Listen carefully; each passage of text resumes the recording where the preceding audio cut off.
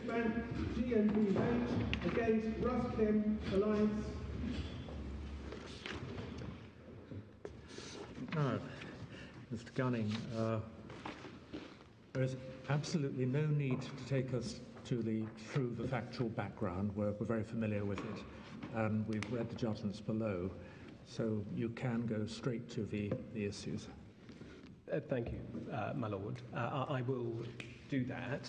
I wasn't proposing to spend any time on the facts as it happened. And obviously the issue that arises in this case is where foreign parties have agreed to submit their disputes, or rather have agreed not to submit their disputes to the English courts. The English courts nevertheless retain jurisdiction to compel the parties to comply with their agreement to resolve their disputes elsewhere. And prior to the claims that have been brought by the banks against my clients, there was no reported case of the English court having granted an anti-suit injunction against a foreign party in relation to a foreign-seated arbitration.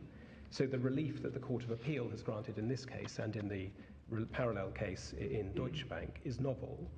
My learned friend says in his submissions that the novelty arises from the unprecedented approach taken by Russia, in my learned friend says abnegating its obligations under the New York Convention. But the novelty doesn't really lie there, because from long ago, the history of anti-suit injunctions is in support of arbitration agreements is littered with instances where foreign courts had apparently failed to stay proceedings in apparent breach of an arbitration agreement, contrary to the expectation of the New York Convention, whether one's looking at the Venetian court in the Angelic Grace or the Kazakh courts in AES. So it's not an unusual thing that courts don't appear to grant stays. And that's the Bermudan Court of Appeal case is on point there, isn't it? The Bermudan Court of Appeal. We'll come to it, but yeah, I will come to that. The Bermudan Court of Appeal case is different in this very important sense. There was no issue as to jurisdiction there. The only issue that arose in that case related to the exercise of the equivalent discretion under Section 37. So, because the defendant in that case was a Bermudan entity, the court had territorial jurisdiction over them, and they didn't actually argue that the matter should be stayed to be dealt with before the arbitrators or anything like that. They simply argued that the court shouldn't exercise its discretion. Whereas we are laser focused on jurisdiction, and indeed. The issue of discretion doesn't arise before your lordships at all. We've lost that point before the Court of Appeal, and there's no permission to reopen that, and I'm not going to.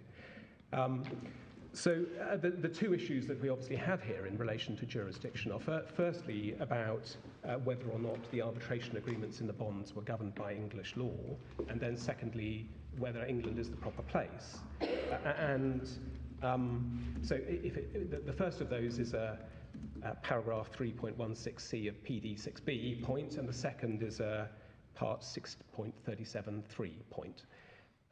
Starting with the first of those, that brings me to an initial point, because in my learned friend's written case, the respondents have suggested that they may not need to win on this point to meet the requirements of the gateway in PD 6b, paragraph 3.16c. They suggest that a choice of law for the matrix contract may be sufficient to meet the gateway, even though a different law may govern the arbitration agreement. And subject to your lordships and my lady's direction, I wasn't planning to address that argument in my oral submissions at this stage for three reasons. The first is that argument wasn't pursued at first instance or in the Court of Appeal, and it's not even referred to in the agreed statement of facts or issues prepared for this court, so it's not a matter that's really before this court. Secondly, if it were the case that the gateway was available because of a choice of governing law for the contract, which was in opposition to the choice of law for the arbitration agreement, that would, or at least might, have affected the residual discretion in the court to grant an anti-suit injunction. For example, if the court had thought that the gateway was met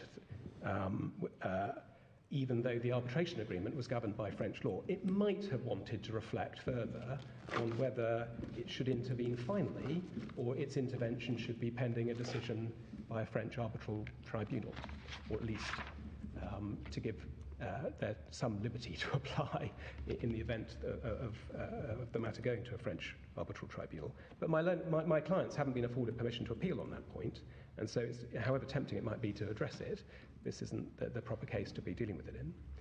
And the third point is this, that if Malone Friends were correct about this, and I have more on the substance if we need to go into it, but I wasn't going to. If they were correct about it, then it would follow that if foreign parties choose English law to govern their matrix contract, but then explicitly choose a foreign law to govern their arbitration agreement, the English court is still able to exercise its domestic anti-suit jurisdiction against them. And the Lordships ought to be cautious about reaching such a determination, because foreign parties who choose a foreign jurisdiction to resolve their disputes are already indicating that they don't want their disputes resolved before the English court. If they choose a foreign jurisdiction and choose a foreign arbitration law to govern their arbitration agreement, they couldn't signal any more clearly that they don't want English law to apply other than functionally to their dispute. That's to say, to apply to the merits of the dispute. If your Lordships were to suggest that the gateway in PD 6, para 3.16c was as wide as Malone and Friends now suggest, it would mean that foreign parties could not choose English law purely functionally. Well, I didn't read the respondents' case as being so bold as to try to make this argument. Okay. They were sort of dangling it in the hope that we might be interested in it. But for myself, I'm not interested in going outside what was decided in the lower courts, at least. Others might, but... Very well. Well, if you wish me to address it, then I can come back to it in reply to my learned friend. Perhaps that's the sensible way of doing it. But I'm discouraging you from encouraging him, if I can. Well, can I ask you, I mean, one of the issues that, one of the matters that's raised by the respondents is what's the effect of Clause 11? Mm-hmm. Are you trying to discourage us from looking at that issue? No, not at all. No, I think, personally speaking, I think the absolute focus of this first point is likely to be on your construction of Clause 11 and Clause 12. I think that's unquestionable. And that's the very first point I was going to move to. As I envisaged, the real meat of this first point is whether your Lordships treat Clause 11 as a sufficiently unambiguous choice of law to govern the arbitration agreement that we don't even get into paragraph 176A of ENCA. And so I thought... So you're saying that the argument that you don't think you need to address is that when one is talking about the gateway and the contract under the gateway, you're suggesting that the other side is saying that it's the main contract rather than the arbitration agreement that one is there looking at, which is a pretty bold submission. Yes, well, I don't think they're just floating it, because they say they're raising it as a matter of courtesy. They raise it as a matter of courtesy. So I've addressed it as a matter of courtesy in a perhaps slightly discourteous manner. But perhaps I think perhaps the reason that they were dangling it in front of you is because were the new Arbitration Act to go through, were the amendments to go through, then this might be a point that comes up. And so I envisage that's why it was dangled as a carrot. But it's, as I say, it's not a carrot. But we need to eat. That you need to eat, exactly. But it's entirely distinct from the Clause 11 argument. Yeah. Well, it's based upon Clause 11, but it's entirely distinct to the Clause 11. It's an interpretation of the gateway, actually. Yes. Okay. So I want then to move on to ENCA, and you'll appreciate that the focus of our appeal is on the application of paragraphs 176A, namely the law of the seat consideration that arises there. And I wanted to address that in 5 parts. First, I want to address directly the question of whether we get into it at all, the interaction between Clause 11 and the effect of Clause 11. Secondly, assuming that we do, I want to address the rationale behind the relevance of the law of the seat. And then thirdly, having done that, I want to explore the way in which this consideration falls to be applied in general, and then fourthly, how it applies as a matter, to French law, as in this case. And then I was proposing to address the dog that didn't bark point, if I can call it that. So let me turn then to the topic of the wording of the bonds in this case. And you'll have seen that the governing law clause, clause 11, is of a relatively familiar kind. It is that, I think it's conveniently set out in the statement of facts at page 70, so at the foot of the second page of the first tab of the key document. This bond and all non-contractual or other obligations arising out of or in connection with it shall be construed under and governed by English law. So 3 points about that. The first point is this, that the clause doesn't expressly specify that the arbitration agreement is governed by English law, nor is there any such specific agreement in clause 12. If we look at that, it doesn't address the question of governing law specifically in clause 12. Secondly, we accept that the words of clause 11 are broad enough to be understood in such a way that they might extend to the arbitration agreement.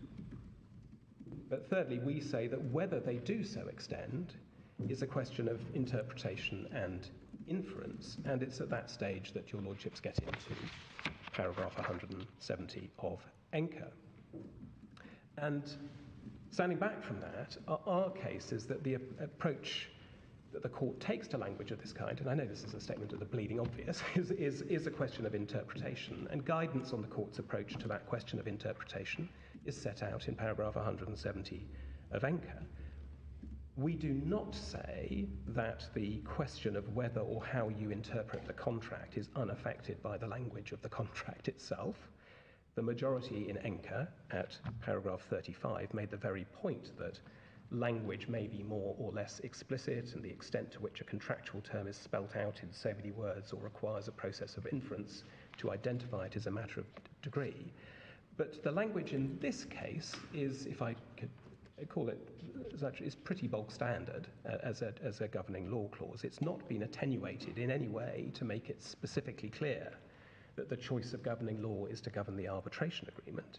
It just says the bond and all non-contractual or other obligations arising out of it shall be construed and governed by English law. But in any event, absent a world in which there's an explicit specification of the law to govern the arbitration agreement, one is in a world of drawing inferences about what the parties intended by reference to the words that they used and the other surrounding circumstances. But would it be unusual,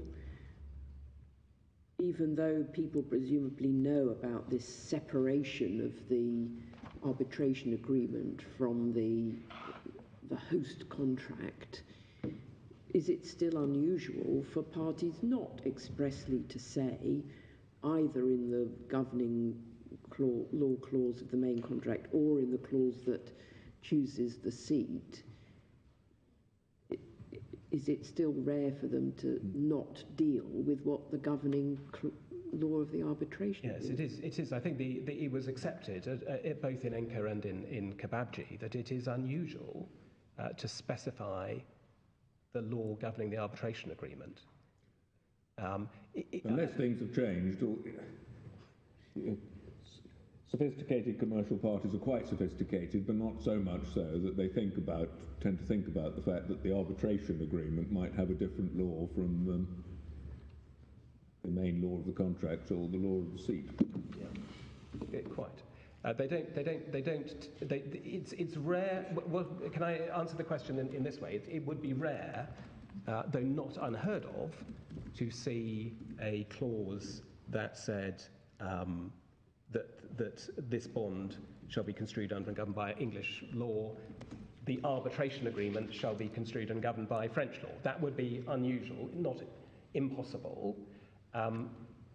Is it common commercially for there to be a separate arbitration agreement alongside the main contract rather than incorporating the the arbitration agreement into the main contract? No, though what you will find is ad hoc arbitration agreements that are entered into after a dispute arises. Yeah, no, I don't mean and that. so in those situations, they may choose an express governing law for their arbitration agreement. Right. It's relatively rare to have two contracts entered into simultaneously, one of which contains a governing law clause and another is the arbitration agreement.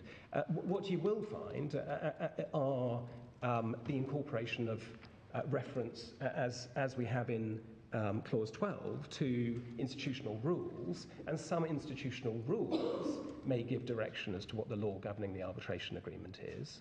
For example, the LCIA rules, I think, have an indicator about what the law governing the arbitration agreement is, but that got into a bit of a tangle with that at the time of discussing the the proposed revisions to the Arbitration Act, so I wasn't going to take a lot of tips to that. While we're on matters of commercial practice, I think you've already said that Clause 11 is bog standard. Mm-hmm. That's right, is it? This is a very common clause, is it? Yes, I would say that a clause of this type is common. Well, I didn't ask that. Sorry. Well, I suppose if there's an... The wording, this bond and all non-contractual or other obligations arising out of or in connection with, is that a common formulation? I couldn't speak to the precise use of the words in the order in which they appear, but the idea that you will have an agreement of the law to govern the contract and non-contractual and other obligations is not unusual, because parties will want to ensure that claims, for example, in tort that might be dealt with by the tribunal are also governed by English law. But that would be covered by the words non-contractual. Mm-hmm. Mm. Yes. So what, or other obligations, what are they dealing with? Well, I think my understanding is that this is probably directed at things like claims in restitution or well, that's non-contractual. Well, it depends on how one looks at it, whether one looks at it contractual, quasi-contractual, or however you look at it. I don't think it could be suggested that the words other obligations was intended to signal that the parties had chosen a law to govern their arbitration agreement specifically. Why not? Why not?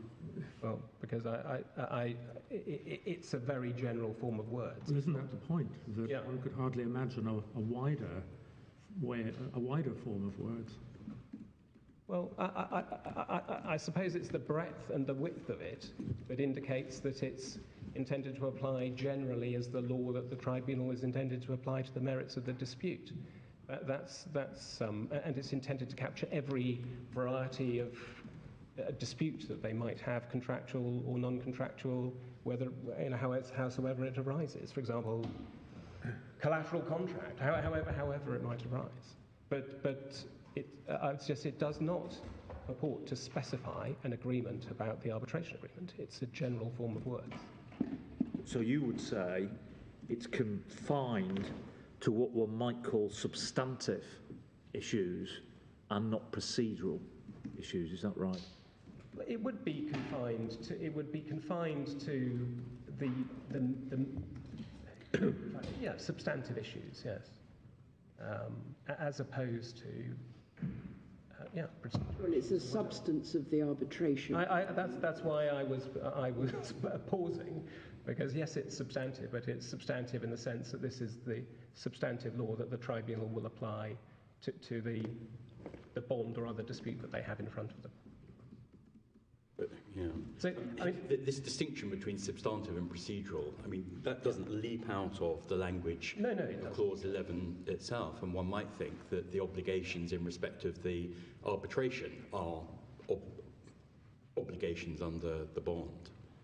Well, they're not obligations that arise under the bond unless one treats the arbitration agreement as being a part of the bond, and therefore treat it, in a sense, one's presuming that these words are intended to govern the arbitration. I should have been more precise. Are matters arising out of or in connection with the bond. Right.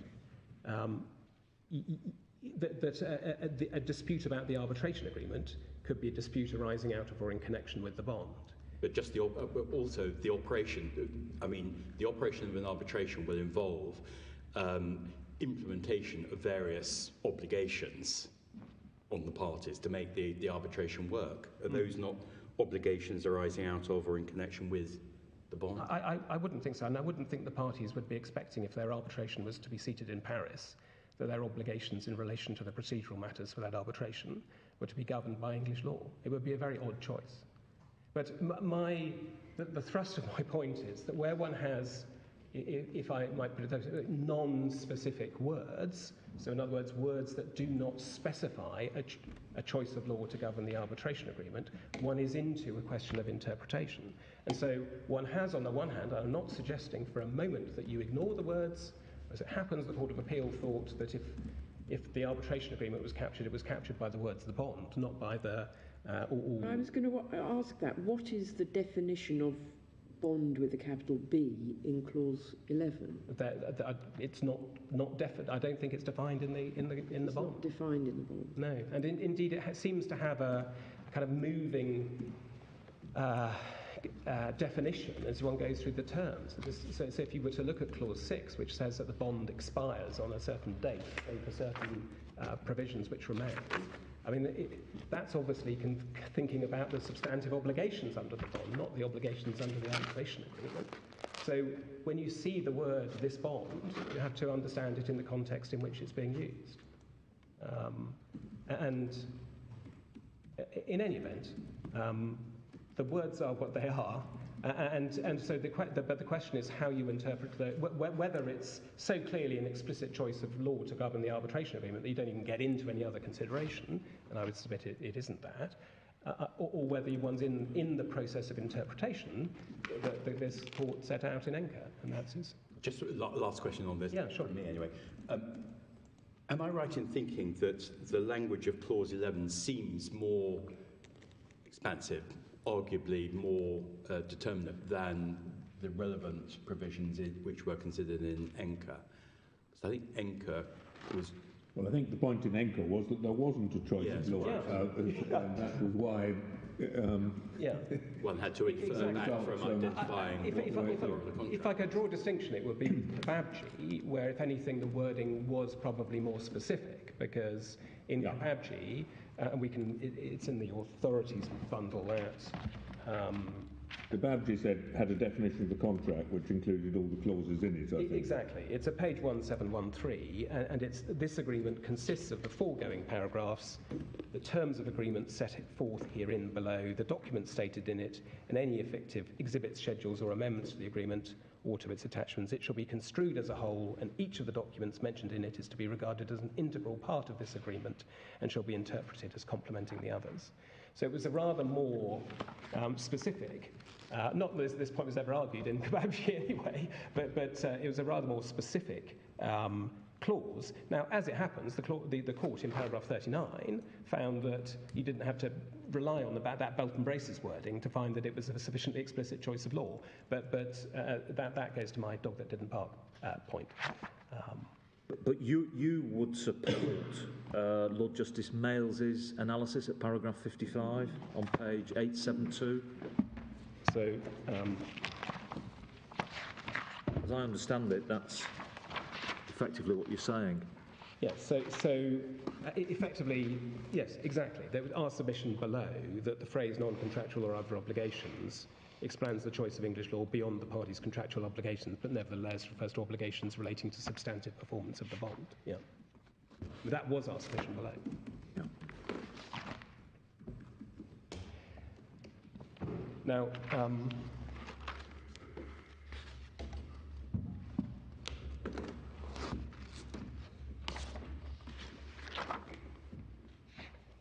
yes, so it's the last sentence of that paragraph, page 3, where Lord Justice Mayles made clear that he was finding that it was governed by this bond words, not the other obligations. But what I'm not disputing is that the language is before your lordships, and it's one of the factors that you have to weigh on one side of the equation, as opposed to the other factor that arises from consideration of paragraph 170 of Enker.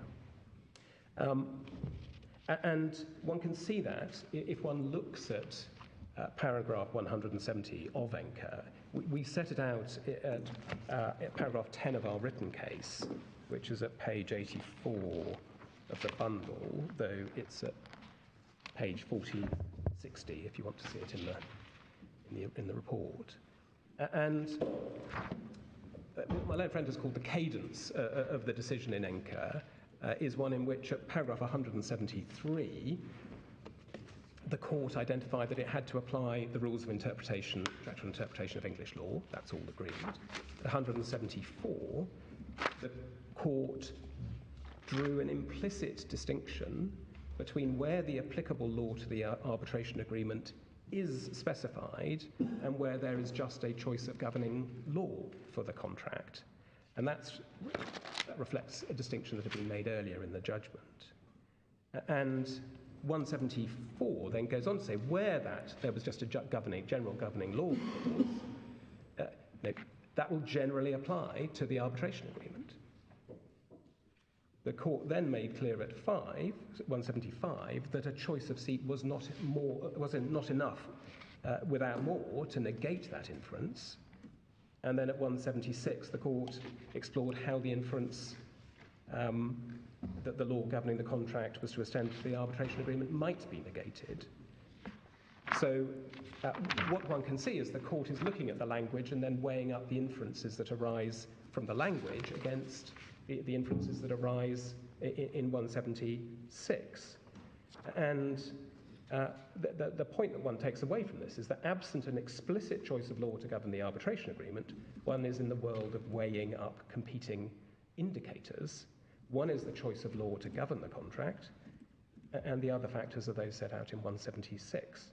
And the strength of those factors might be, of the 176 factors, might be diminished by the explicitness of the language related to the governing law, but it'd be odd, I would submit, if it was significantly diminished by what I might call a relatively standard, if not totally bog standard, clause of the kind that we have here. And if that were the case, there would be relatively little scope for application of 176A. It would be relatively little scope for its application at all. Now, is this right? I mean, the inference is as the parties' intentions judged objectively. Yes, exactly. I mean, so little 6 is really an amplification of the basic principles of contractual interpretation. Absolutely. That's exactly what it is. And so I wanted to move to the rationale about what the parties' intentions were, which underlie the reasoning in ENCA. And the starting point is, of course, the inference that a choice of law to govern the contract applies to the arbitration agreement, and the rationale for that, you recall, is certainty, consistency, avoiding complexity, avoiding artificiality, which in this context means meeting reasonable expectations that a contract's a contract, and coherence. Those are all set out in paragraph 53 of the majority's judgment in ENCA. The counter-inference that's referred to in 176 arises in two situations, the first of which is where the validation principle arises. That's 176B, but I'm going to take it first because we can deal with it quite quickly. The source of that principle was identified unanimously in ENCA as being derived from the maxim that a contract should be interpreted so that it's valid rather than ineffective. But the point that I would make is that the force of that maxim is in its ability to cut across the 5 considerations that I was mentioning earlier. It doesn't produce certainty, it doesn't produce consistency, or reduce complexity, or meet the parties' expectations to govern to choose a law to govern a contract, which then treats that contract as ineffective. And of course, we're talking here about a contract within a contract, we're talking about the arbitration agreement. So the validation principle has a proper place in negating the inferences that are drawn from the general governing law clause. So that's the validation principle. But I want to obviously focus on 176A, which is where the crux of our case lies. And as we explained in our written case, the reasoning that appears to have influenced the finding of this counter-inference arises at paragraph 69 to 72 of the majority's judgment in ENCA.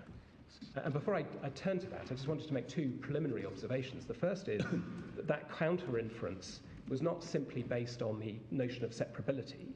I think the majority took the view that separability wasn't necessarily completely irrelevant. It made the clause more amenable to being treated separately, but that isn't where the crux that isn't the source, particularly of this point. And the second point is that this counter-inference is definitely not based on the overlap argument, which was advanced before this court in Enker. The overlap argument was to the effect that the substance and process of arbitration are so intertwined that there's an overlap between the scope of the curial law and the arbitration agreement. And the court in Enker looked at all the relevant provisions of the Arbitration Act and disagreed with the Court of Appeal about that. So that is not what's causing this counter-inference. The argument that gives rise to the counter-inference is, as we've pointed out in our written case, derived from Mr. Justice Butcher's decision in Karpatsky. And we've set out the relevant passage of the majority's decision in this respect at paragraph 18 of our written case, where the majority summarised, in a sense, the reasoning of sorry, which paragraph? Paragraph 18 on page 87. So this is of our written case. Yes, and which paragraphs in Enker? Sorry. So this is, I think, paragraph 70 of Enker. Rather confusingly, it's in paragraph 70 of Enker and paragraph 70 of Karpatsky. And I'm afraid in our written case we've given you the wrong reference to the Karpatsky paragraph 70, but I can take it.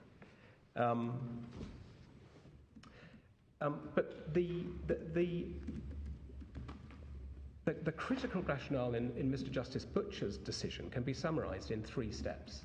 The first is this: that when choosing Sweden as a seat, the parties must have known and agreed that the Swedish Arbitration Act would apply to their contract, their agreement to arbitrate.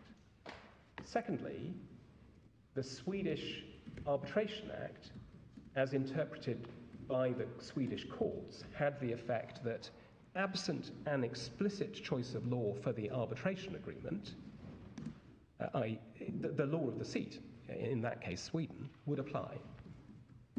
And one can see that was a decision that came out of decisions of the Swedish courts at page 1131 of the bundle. That's in Karpatsky itself. That's in Karpatsky itself. It might be useful to bring that up. It's paragraph 70 of Karpatsky. So paragraph 70 starts at the foot of 1130, and then at the top of 1131, you'll see at little 2, Mr. Justice Butcher held that by choosing Sweden as the seat for the arbitration, the parties must be taken to have known that they were agreeing to the application of the Swedish Arbitration Act, then set out the passage from the Swedish Arbitration Act. And you'll see that the passage was, where an arbitration agreement has an international connection, the agreement shall be governed by the law agreed upon by the parties. Where the parties have not reached such an agreement, the arbitration agreement shall be governed by the law of the country in which, by virtue of the agreement, the proceedings have taken place and shall take place. Now, one might think, just stopping there, that sounds a bit like Enker. It doesn't sound very specific, but if one reads on, we can see that it was Mr. Ragmark's evidence, and UKRANAFTA itself contended that under that provision, unless there is an express choice of law for the arbitration agreement, the governing law is the place of the venue, and that an implied choice of law, for example, by reference to the law of the main contract, does not suffice to preclude the application of the law of the place of the venue. So one can see, one has the Swedish Arbitration Act, and then you have essentially how the Swedish courts apply the Swedish Arbitration Act. And one can see that Mr. Justice Butcher goes on to say the parties must be taken to have known and agreed that by failing to make an express choice of law for the arbitration agreement, and by providing for a Swedish venue, they were impliedly agreeing to the application of Swedish law.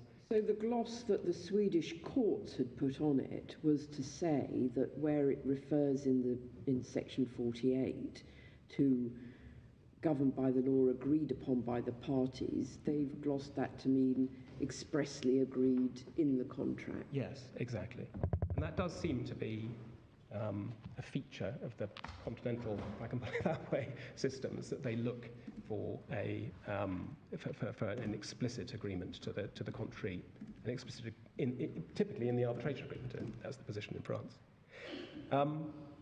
that was the second point that comes out of Karpathy. And the third is that and this is at the foot of this paragraph, the third point is this, that if the law governing the arbitration agreement is going to be Swedish, when you look at it in Sweden, it should be governed by Swedish law wherever you look at it. And one can see that in the final two sentences of the paragraph. An argument that this was an agreement that under Swedish law would be regarded as the governing law of the arbitration agreement only if the matter were being looked at in Sweden makes little sense. The parties can be taken to have intended that if Swedish law was to be the governing law of the arbitration agreement when the matter was looked at in Sweden, it should be the governing law of the arbitration agreement wherever it was looked at. Well, does it ever happen that the governing law of a contract is different depending on which court is looking at it? Well, I don't mean that it may come to a different conclusion as to what that governing law is. It's possible that different courts in different countries will apply different conflict rules to arrive at a different applicable law to a contract. Well, Kababji is a case where we decided that the arbitration agreement was governed by English law, and the French court decided that it wasn't. Exactly. It was governed by French law. Right, and you weren't much bothered by that because you were not covered by an issue estoppel by anything that the French courts had decided because it was governed by a different system of law. But coming back to the point, yes, it is. I didn't mean to. The consequence of that, though, would be that our court would not be saying we think it's governed by English law, but if it's being dealt with in France, then perhaps it's governed by French law. The consequence of this court's ruling would be that the French court should be applying English law, not that they should be applying French law. The French are not going to be applying English law to this contract. I think we can be pretty confident of that in light of the principles in Kababji. Yeah. But the rationale that Mr. Justice Butcher was referring to, and this is what underpins the reasoning in 176A, and this is why I've taken the court to this, is that if the law of the seat would apply its own law to an arbitration agreement when it's looked at as part of that court's supervisory jurisdiction, that's taken to be something that the parties have intended and agreed. And that intention and agreement can't be logically confined to an intention and an agreement to the position when the arbitration agreement is looked at the seat. So why did it matter in Karpathy? Can you remind me why it mattered that whether it was Swedish law or... But the reason I think it mattered was because reliance was being placed upon an issue estoppel arising out of the challenge that had been made to the award in Sweden. And so the argument would go that if the arbitration agreement was actually governed by, and I've forgotten the Ukrainian law. Ukrainian law, exactly. If the arbitration agreement was governed by Ukrainian law, regarded as such in England, then there would be no issue estoppel arising. I see. Because what the Swedish court had decided under Swedish law wouldn't establish an issue estoppel. Correct. So, I mean, what had happened in Karpathy was that a dispute had arisen. The Ukrainians had gone off to the Ukrainian court in breach of the arbitration agreement and sought to declare that the arbitration agreement wasn't valid. I believe the counterparty then went to the Swedish court and sought to get declaratory relief, or possibly it was the Ukrainians sought to set aside. So the Swedish court got involved before the arbitration started. The Swedish court said, leave it to the arbitrators. Tribunal was appointed, issued its award. There was the challenge to the award was then heard, and then the parties came to try to enforce the award. So that's if I've overcomplicated the analogy of Karpathy, that's the circumstances in which matters arose in Karpathy. But coming back to the underlying principle of it, the theory makes good sense. When disagreements arise between parties about an arbitration, about the scope or validity of an agreement to arbitrate, the normal first port of call is going to be the tribunal to raise those issues. And if either party is unhappy with that decision, the normal place to deal with that is at the curial court. And that's one of the functions of the curial court, is to have the jurisdiction to set aside the award. It's a jurisdiction that's recognised in the New York Convention. And that was precisely what had happened in Karpathy. So parties who choose a seat for their arbitration are taking to be agreeing to be subject to that curial jurisdiction. And if that curial court has a clear rule that it's going to apply its own law to the arbitration agreement, that's the legal system that the parties would expect to govern any dispute that they have about the arbitration agreement, and they would expect that to apply wherever the arbitration agreement was looked at. And that's the point that we make at paragraph 23 of our written case. Now, my learned friend says that this reasoning is convoluted and complex, and it's therefore reasoning, but actually underlying this is quite a straightforward point. If I choose to seek my arbitration in a legal system that will treat my arbitration agreement as governed by that law, then I expect that law to be the law that's to be applied to my arbitration agreement wherever I take that arbitration agreement. And that expectation mirrors the very factors of certainty, consistency, and coherence which the majority placed weight upon for the purposes of the primary inference in ENCA.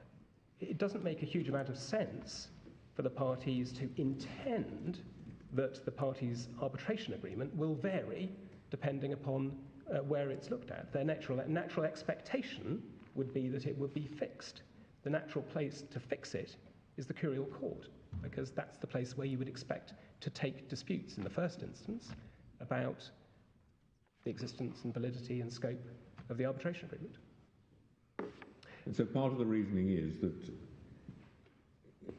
people naturally expected to go to the curial court to decide whether the agreement's valid, and if it decides that it is, then other courts in other places ought, in principle, to follow that, you would think. Yes, well, but it makes that harder if they might apply different law, and then people would be able to have another go, as it were, under a different legal law. That's part of it, but of course it's not impossible for courts to exercise a jurisdiction prior to non-curial courts to issue to have some form of jurisdiction before any award is issued. So it wouldn't be. The obvious example is if somebody starts legal proceedings in England in breach of an arbitration agreement that has a Paris seat. Well, the court is going to have to look in that context at what the law governing the arbitration agreement is. And one wants consistency, essentially, at that stage, when the matter's been looked at the law of the seat and generally. And I think this is probably the underlying reason as to the move to reverse ENCA, but actually ENCA has built into it this safety valve, if I can put it that way, which is the safety valve that the Law Commission themselves referred to and relied upon as explaining the amendment that they were proposing to the Arbitration Act. My learned friend has another point, which is that my argument is a slippery slope into renvoi, that argument really was just looked at in Dalla and dismissed. This isn't an example of renvoi. We can see it in Lord Collins's judgment in Dalla at page. You get it.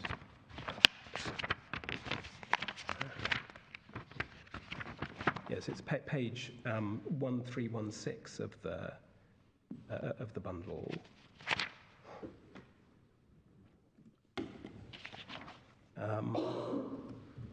At the top of that page, within paragraph 124, Lord Collins stated, renvoi is concerned with what happens when the English court refers an issue to a foreign system of law, here French law, and where under that country's conflict of law rules, the issue is referred to another country's law. That is not the case here. What French law does is to draw a distinction between domestic arbitrations in France and international arbitrations in France. It applies certain rules to the former, and what it describes as transnational law or rules to the latter. And then he goes on in the next paragraph, he says, all that French law is doing is distinguishing between purely domestic cases and international cases and applying different rules to the latter. So this isn't an example of renvoi at all. the English court is just exploring the relevant law that the courts of the chosen seat apply with a view to seeing whether that supports a counter-inference. And is that the French law that's described there, is that the same law that we're dealing with here? Yes. It's exactly the same law, yeah. It's the French substantive rules as we describe them. Now, but before I leave this topic, I should say something quickly about neutrality. You'll have seen that this is a factor to which the Court of Appeal effectively applied no weight at all, even though it's a matter that was specifically referred to in paragraph 70 and 176 of the Supreme Court's judgment. The point on neutrality can be simplified to this. Where parties choose a neutral seat, that is a sign of deliberation in their selection of seat. So, for example, here, absent a choice of seat, I understand it, Article 35 of the Uniform Rules for Demand Guarantees would have meant that the German courts had jurisdiction. But the parties obviously didn't want that. And in fact, they chose a seat that wasn't just neutral as between them, but one that was also different to the law governing the bonds. And that's a deliberate choice. Where they make a deliberate choice of that kind, the counter-inference that the majority identified in INCO is inevitably fortified.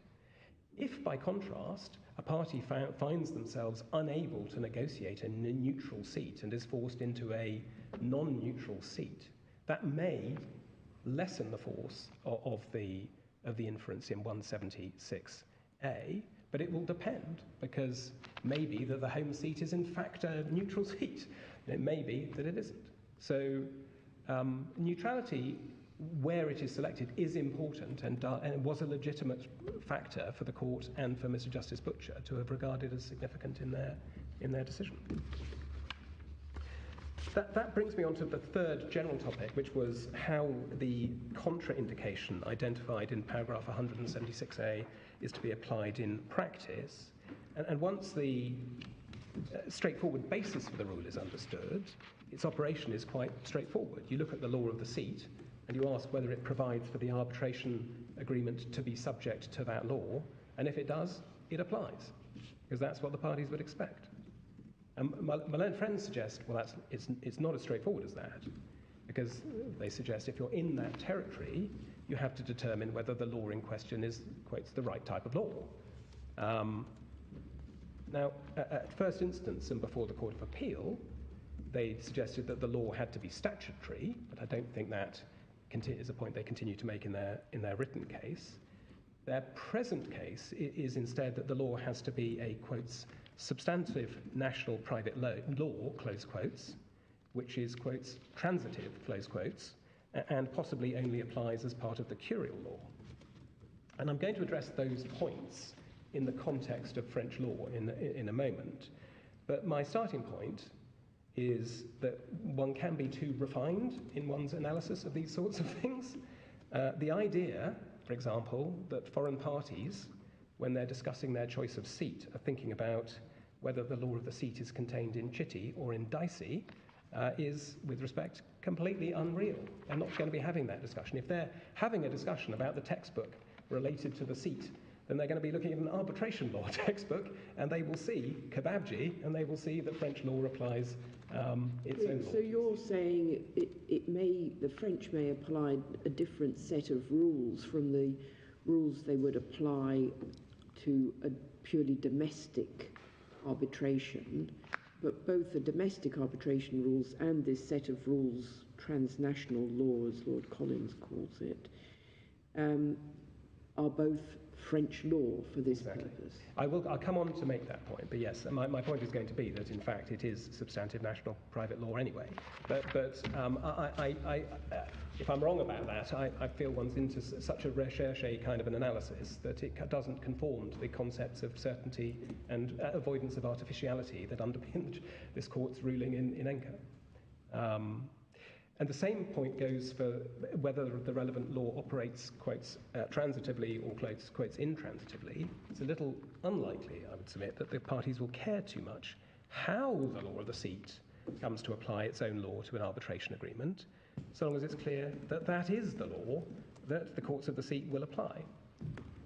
Indeed, as I say, opposing a transitive, not intransitive rule is also not consistent with certainty and avoiding artificiality. Can you just remind me what distinction's been drawn there? Yes, I'm going to come to it, but it's, all right, okay. there needs to be a direct link, essentially, between the statutory provision, which refers to a selection of the seat, and then the application of the law, so that one transitions to the law through a specific rule saying that the law of the seat has been selected, therefore the rule applies. That's the transitive point. Now, so far as the additional suggestion that the law has to operate only curially, that can't be right, because the Swedish Arbitration Act isn't stated to apply only to arbitrations seated in Sweden. It applies to any arbitration agreement that comes before the Swedish court, whether by virtue of its curial jurisdiction or not. So whether it comes to it on an application to stay Swedish proceedings or to deal with annulment or enforcement. So it can't be a requirement that the relevant provision applies only curially.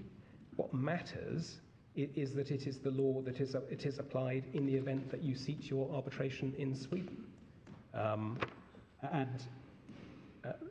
So one can't superimpose a requirement that should only be a law that only applies curially. Standing back from that then, we say that the consideration in paragraph 176A is applied out of an acknowledgement that when the parties choose a seat, they're taken to have agreed to the application of the law of the seat. And where the law of the seat treats the arbitration agreement as subject to that law, they would expect that law to apply wherever the arbitration agreement is looked at. And there's no reason to suppose that the parties are interested in why the law of the seat imposes that law, let alone how it characterises that law when applying it to their agreement. So, being drawn into the problem, as I see it, with the way you're putting it, is that paragraph 6, is an exception, if you like, to 5. Mm-hmm. The basic rule is that it's not good enough to have chosen the seat in order to displace the inference that the choice of the main contract will apply. Yep.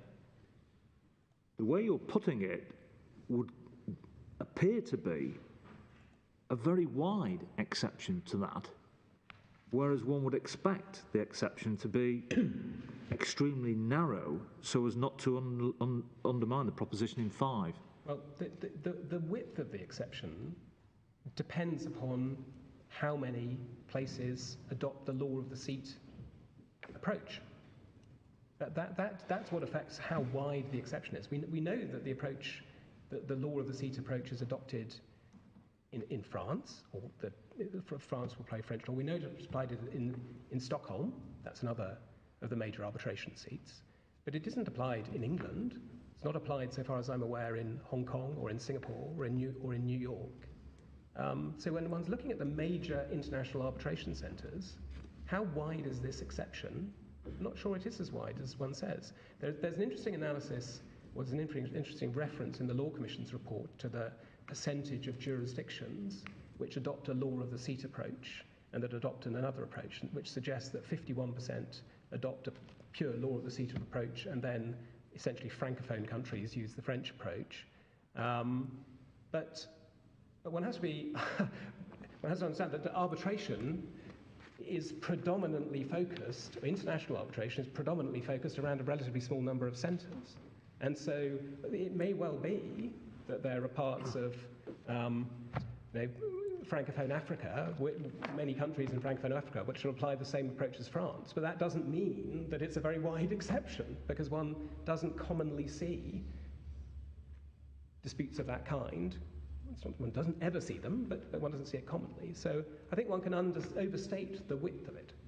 But if an arbitration is going to be seated in Stockholm or Scotland or France, and the proper law of the main contract is English, when choosing the arbitrators, are they likely to choose arbitrators to go from England to go and sit in Paris or Sweden or Scotland, or do they choose French lawyers? People have different ways. So the process, for example, an ICC arbitration process, typically each party will appoint their own arbitrator. They'll have their own reasons for choosing it. If it's an English law governed contract, they may well want English lawyers to be appointed as their tribunal. The ICC will then appoint a president. I have some direct knowledge of this process because I chaired the ICC's nomination commission in England, and I'd say it's slightly unpredictable the way in which the process works. But in an ideal world, if the law governing the contract is English law, that'll be a factor that will affect selection of arbitrators. Right, but equally, parties may want to select arbitrators from their own country, or they might choose to appoint the great and good of arbitration who may be seated who may come from Switzerland or France or wherever.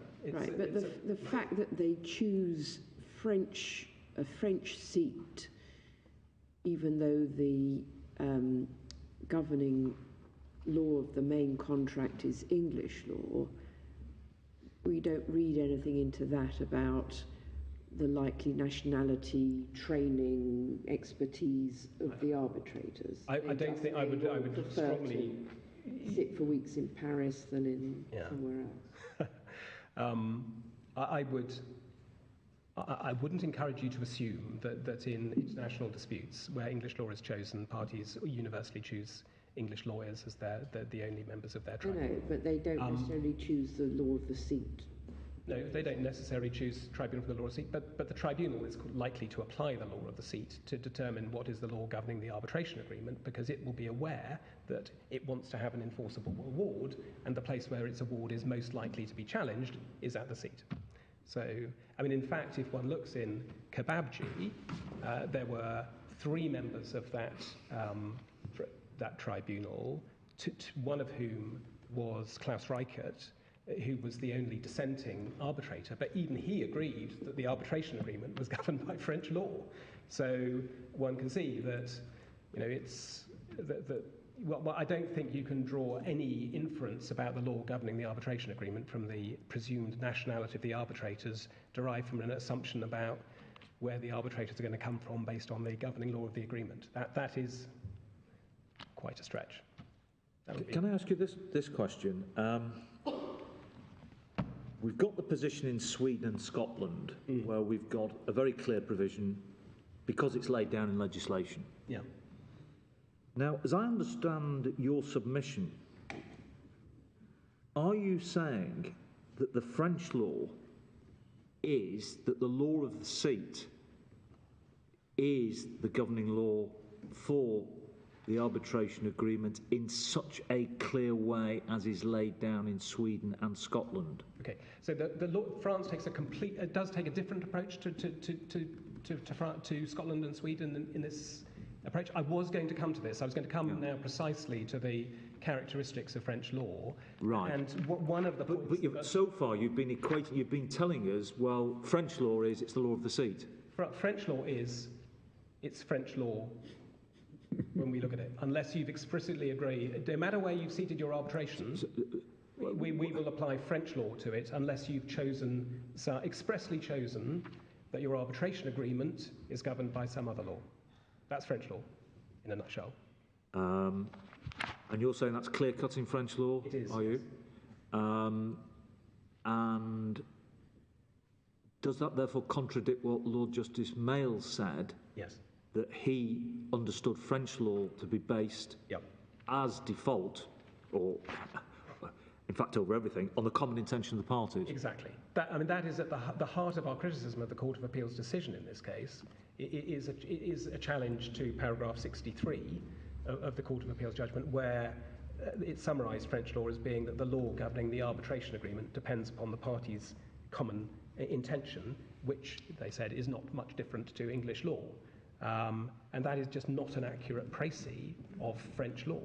French law provides that absent an express choice of law in the arbitration agreement itself, an arbitration agreement between international parties will be governed by French substantive principles, and that is clearly set out in the passage that we have cited in our written case at...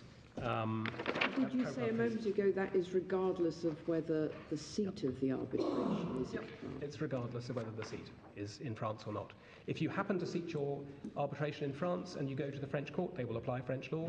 If you happen to seat your arbitration in England and you go to the French courts, then unless you've explicitly chosen English law to govern your arbitration agreement, they will apply French law. So you're saying that's the same as Sweden? No, I'm not saying that's the same as Sweden. No. But I'm saying it's functionally equivalent in a case like our own. So in our case, in Sweden, we would be, if we had seated it in Sweden, we'd be governed by Swedish law. In our case, if we seated it in France, we'd be governed by French law. We'd be viewed as the contract being governed by French law. But it's not, the French law doesn't only apply because you seated it in France. Exactly. That might be the reason why you happen to be in France arguing about it, but... Right.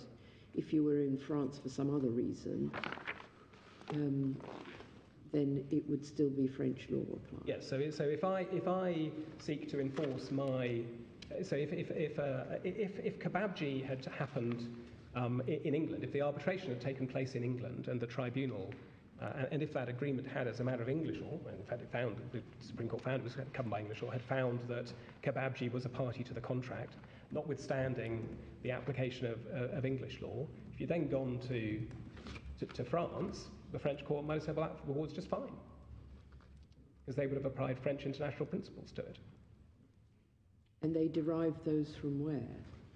They are derived through a process of decisions made by French courts, which they describe as transnational principles, but which are principles of French law.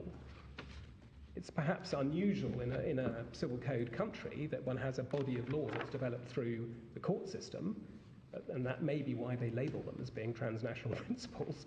But they're principles of French law, and this court has said as much in both Dalla and Kebabji in the passages that we recite at paragraph 36 of our written case. Sorry, can I just come back, because I must have missed something here. We've got two legislative provisions to look at, I believe. One is Swedish and one is Scottish. Yep. The difference between them is that Scotland is confined to where the seat is in Scotland. Correct. Sweden, it's wherever the law of the seat is. Exactly. Right. Now, can I just be clear? What are you saying that France is equivalent to? France is its own system, but it also applies its own law to arbitrations that take place in France. So it's equivalent to Scotland in that sense, is it? It's like Scotland if you remove little a. So if you look at the Scottish Arbitration Act in, where is it? 2138. You just if you deleted a, you would have pretty much the equivalent position to France. As I may be wrong, but my recollection is that the sort of theory of it is that in international arbitration they're applying a sort of international arbitration law, so that it's fine for a French court to apply this law because it's not their domestic law, it's an international law that governs international arbitration. Absolutely. However, when you look at it, it looks suspiciously like French law. That is, I think, pretty much the way in which this court has looked at it previously. It describes it as being itself as being transnational, but it is French law. Could I ask you a question about going back to 170 or Enker on page 1461 and this width of the exception point? Yes. You said, as I understood it in answer to Lord Burrows, that the width of the exception will depend on how many jurisdictions around the world adopt a Scottish or Swedish type approach or a more nuanced type approach. Yeah. But doesn't that seem rather unreal in terms of inferring what the parties intended, because they probably won't know what the range of jurisdictions are that apply one approach or the other. And looking back at 170, I mean, in fact, the general rule is stated in 4. Mm-hmm. which is that ordinarily choice of the main contract governs the arbitration contract. And the exception is actually an exception to that broad principle. It is. And so, I mean, potentially, if 98% of jurisdictions in the world happened to apply Swedish, Scottish, you would say French systems, then by that happenstance, the exception would practically eat up the general rule. But this is a general rule stated by reference to what one would naturally infer to be the intention of the parties. Absolutely. And my point is that the intention of the parties is that the obvious place where your arbitration agreement is going to be looked at is the law of the seat, because that's the place where, if you have an award, you will be seeking to set aside the award. So what I draw from that is that the party's natural intention is that if that seat applies its own law to your arbitration agreement, it's natural for the parties to intend that to apply to it, and that is why it is a counter-inference. But that seems to be contrary to Little 4, which is the general rule. The way you're putting it seems to be that the parties naturally will look to the law of the seat as being the law for the arbitration agreement. The way the rule is applying in 4 is as a default rule to which an exception exists. And so, absent there being clarity as to what the effect is of choosing your seat, it makes sense for that to apply as a default rule.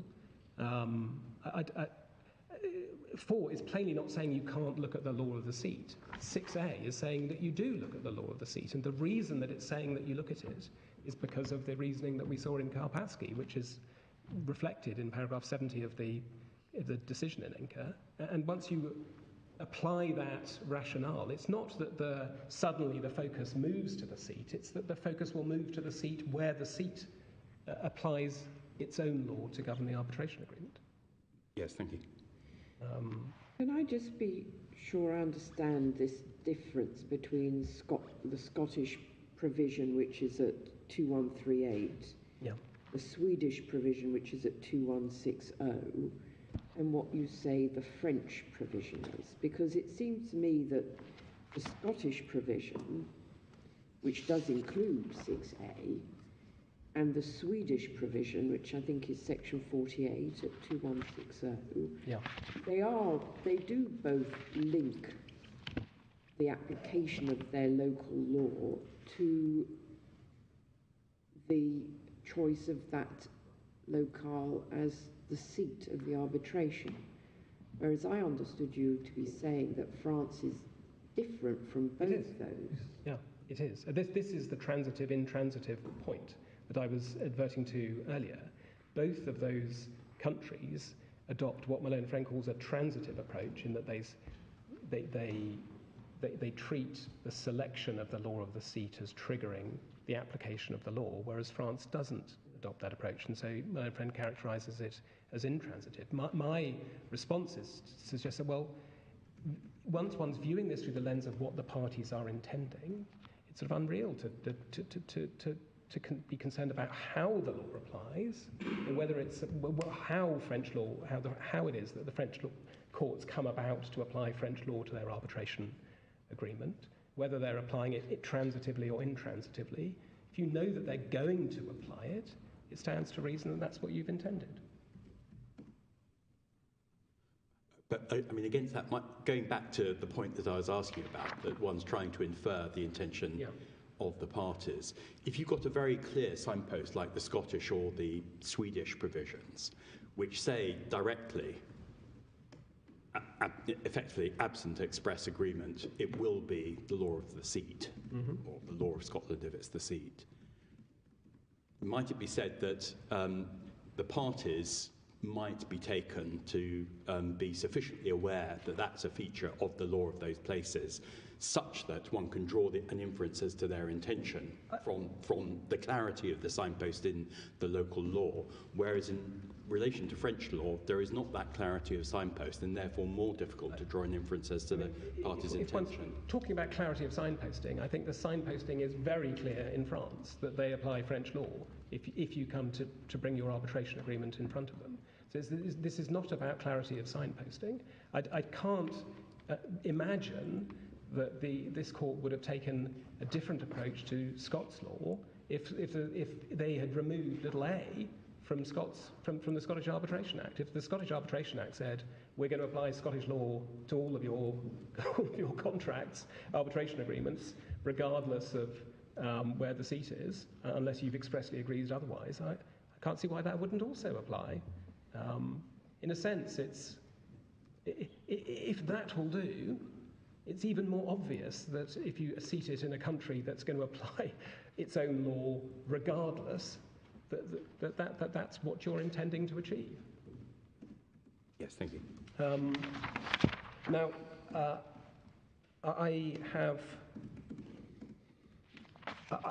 don't know whether you need me to address any further what French law is. I think it's pretty clearly set out in the passage. But in terms of the clarity of expression, there is a useful article from Emmanuel Gaillard, which was his commentary on Kebabji, which is at page 2125 of the bundle, and there's just a passage at 2133 which I think makes good the description of French law that I provided to your lordships, which I don't know if it's unreadably tiny in the version that you have.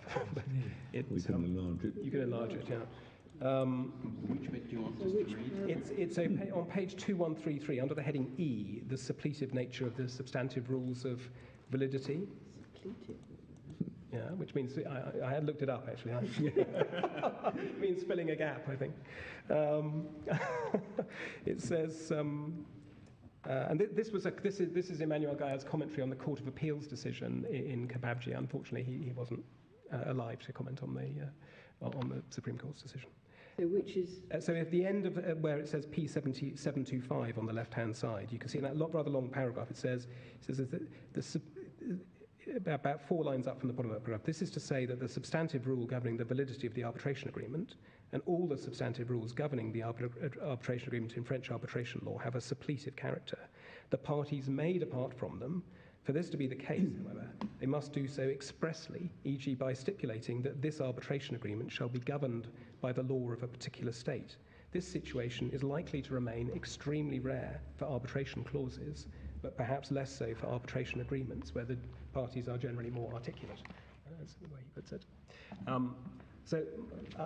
That I think makes good my submission that the approach of the French courts is essentially absent something very specific, a very specific choice of law for the arbitration agreement. The French courts will apply French law, and that is, I should say, also supported by the expert evidence from Monsieur Kaminsky at paragraphs 14 to 16 of his report, and by Monsieur Honley. Sorry, do you have the bundle references? I do, yes. So page 755 for Kaminsky, and page 795, paragraph 84 for Monsieur Honley. So the passage you read doesn't actually say they will apply French law. It just says that they won't apply a special law for the arbitration agreement unless it refers specifically to the arbitration agreement. Yes, sorry, that was the point that I was trying to get across. But I mean, the article itself contains quite an extensive review of the Court of Appeals decision in Kebabji, and does contain that description. But you can find a description of French law itself in, say, paragraph 36 of our written case, where we have set out the passages from Kebabji. I mean, it's really the section from paragraphs 33 through to 36 and 37 in our written case. So you can see the description of paragraph 88 of my Lord Legate's joint judgment in Kebabji, which trails after describing what the substantive rules are. The only exception is where a choice of national law to govern the arbitration agreement is contained within the arbitration agreement itself. And then, as Lord Mance observed in Dallin, as the substantive rules of international arbitration which the French courts apply are rules of their own creation, the reality is the French courts determine questions about the existence and validity of an arbitration agreement, international arbitration agreement, by reference to French law, albeit rules of French law which differ from those applicable to domestic agreements. But the summary in paragraph 34 doesn't seem to say that there needs to be express agreement to get out of the French law rule. It just refers to the common intention of all the parties. Section paragraph 34. Paragraph 34 of your principle. Yes, 34 is the passage which explains how the substantive rules are applied in practice. It's not dealing with when the substantive rules apply. So if you apply the substantive rules, then you're searching for the common intention of the parties. But when deciding whether to apply the substantive rules, so the sort of choice of law test that's applied is there an explicit express agreement to the contrary? What you cannot have is a situation in which the outcome of the conflict of law test would be that the French court decided that English law applied to govern the arbitration agreement because of English law being selected as the law to govern the agreement. That won't happen. French court will just ask itself, have you explicitly agreed in your arbitration agreement that some other law applies? If not, French law applies. And the French law that applies are the French substantive rules. And what you do when you're applying the French substantive rules is what you can see in paragraph 34 and elsewhere. So the Court of Appeal was wrong to characterise the question of when the substantive rules apply as being dependent on the party's common intention. And I mean, that is just, as a result, they reached the wrong conclusion. Indeed, if they had not reached that conclusion, they would probably have found that French law applied, following their reasoning through. Now, I don't understand, my own friends, really to seek to uphold the Court of Appeal's decision in this regard on that basis anyway. Instead, their position, as I adverted earlier, is that there's this transitive-intransitive point, and there's the national private law point. On the transitive-intransitive point, I've addressed you on that already. I don't know whether it's useful to me to go back on it, but I mean, essentially, there is a difference between French law and Swedish or Scots law in that French law doesn't restrict the application of its law to cases where the arbitration was seated in France. But as I've submitted, that shouldn't matter for the purposes of 176A, because the French court applies French substantive rules where an arbitration is subject to that seat, and it applies it when they're not, where it's looking at something and it wasn't seated in France. So it's difficult to understand why such a provision doesn't qualify for consideration under paragraph 176A. Viewed from the perspective of a party wanting to ensure that the law applied at the seat is applied wherever the arbitration agreement is looked at, that distinction in drafting wouldn't matter. So that's the transitive-intransitive point. I want to come to the substantive national private law point, and you have my submission that it shouldn't matter how you're characterising this. Rational parties are only going to be concerned with what the law is. Nevertheless, the point might have some enduring significance, because if it's the French law is the wrong type of law for the purposes of 176A, then no doubt some bright spark will say it's the wrong type of law for the amended Arbitration Act. And a significant obstacle to my learned friend's argument in this respect is that the French substantive rules are, as their name suggests, substantive. They are national, because they're French, and they're part of the private law of France. And all of that is clear from the decision of this court. When you say private law of France, what do you mean? What I mean is the law that is applied in France individual parties resolving their cases before the courts. So they're not, that's what I mean by private law. And we set out the relevant passages at paragraphs 33 and 36 of our written case from Dalla, which I've taken you to, and I took you to the passage from Lord Collins's judgment in Dalla, which similarly addresses the relevant provisions. And one can see that if one looks at paragraph 37 of our written case, on page 96, we point out the way that the Cour de Cassation upheld the Cour d'Appel's decision in that case,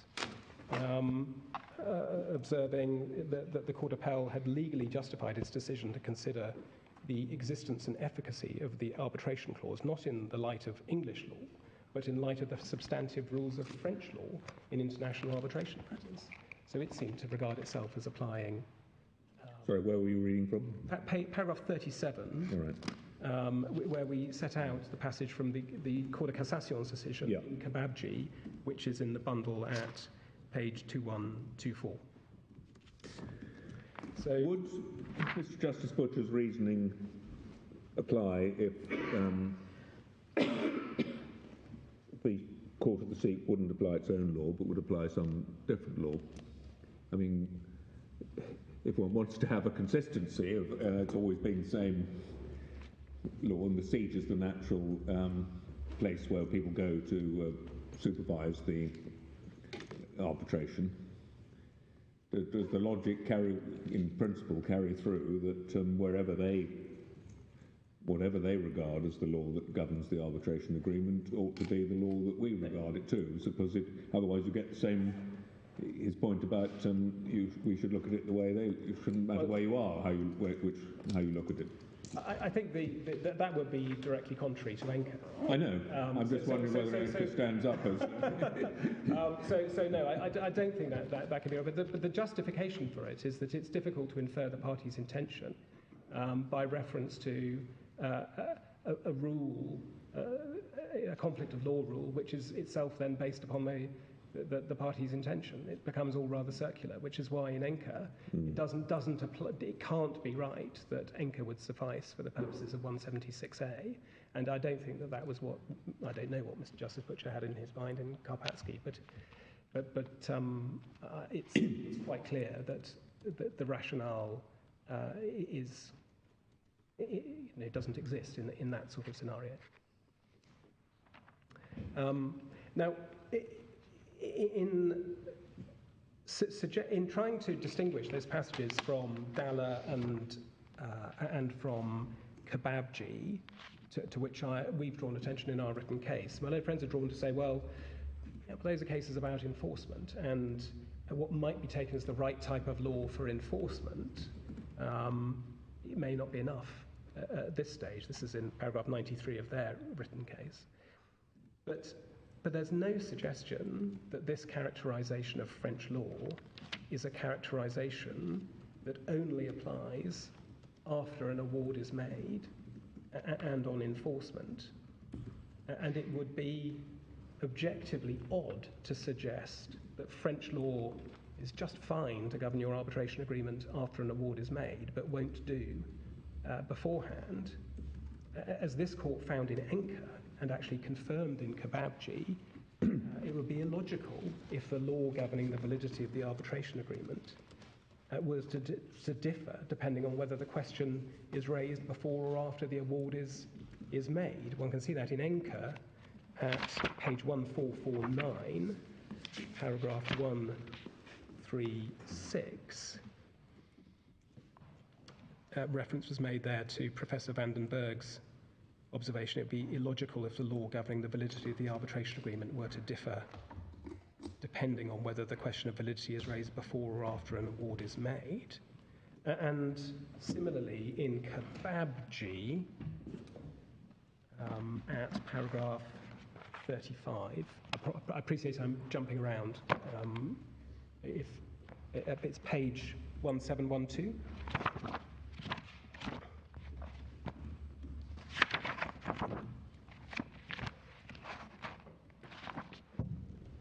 What was the page of the earlier quote? The earlier quote was page 1449,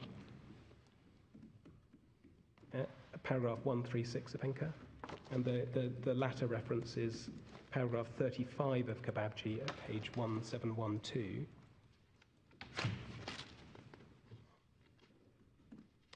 Around H, indeed, as we observed in ENCA at paragraph 136, it would be illogical if the law governing the validity of the arbitration agreement were to differ depending on whether the question is raised before and after an award has been made. If there is to be consistency and coherence in the law, the same law should be applied, and therefore the principles for identifying the applicable law should be the same in either case. So it won't do to try to distinguish the satisfactoriness, if I can put it that way, of French law for the purposes of being a choice of law by saying, well, the cases arise at the enforcement stage as opposed to the stage that we're interested in now.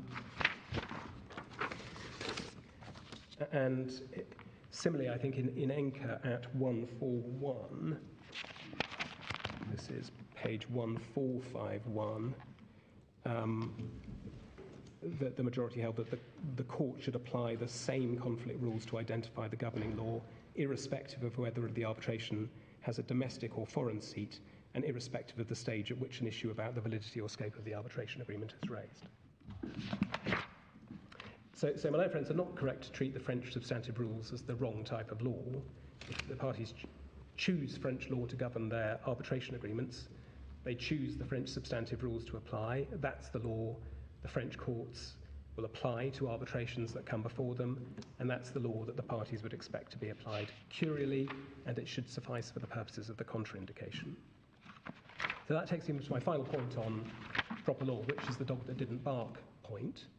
And I wasn't going to take that at any length, and unless it would be helpful to you, I was just going to draw your attention to our written case. Just remind me what the dog that didn't bark. It's that this point could have arisen in Kebabji. This was open, staring the court in the face in Kebabji, I think was the way it was put, and yet the court didn't treated, because in Kebabji there was a Paris-seated ICC arbitration, and the court nevertheless found that English law applied to it.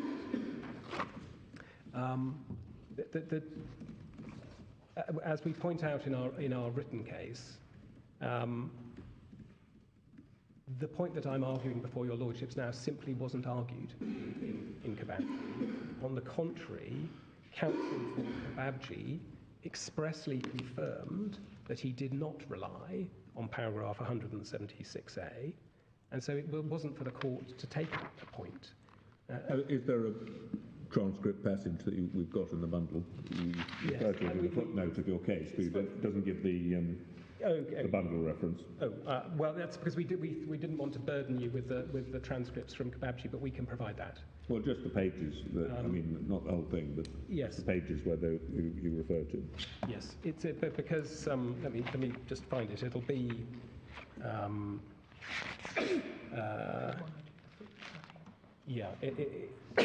It's page 6, day 1, page 64, lines 13 to 20. Well, no, I've got that. I can see that in your footnote, yes. But what I can't see is what it says on that page. Oh, I see, yes, sorry. I have it, actually. So let me read out to you precisely what it said. It is...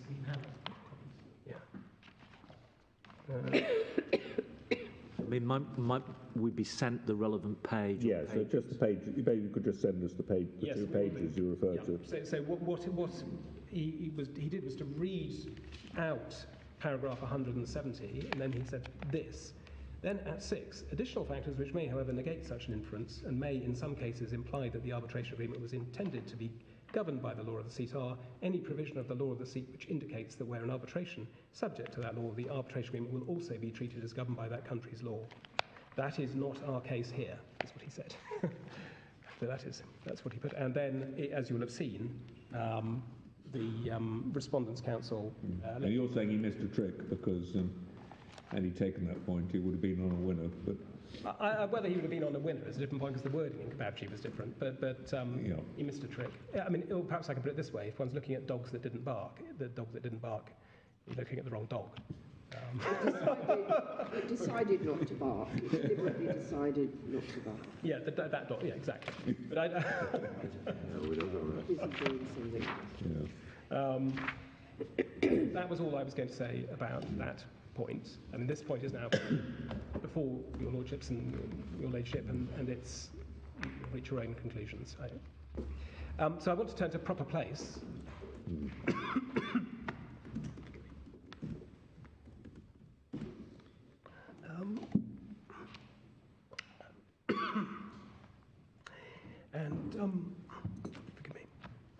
Forgive me.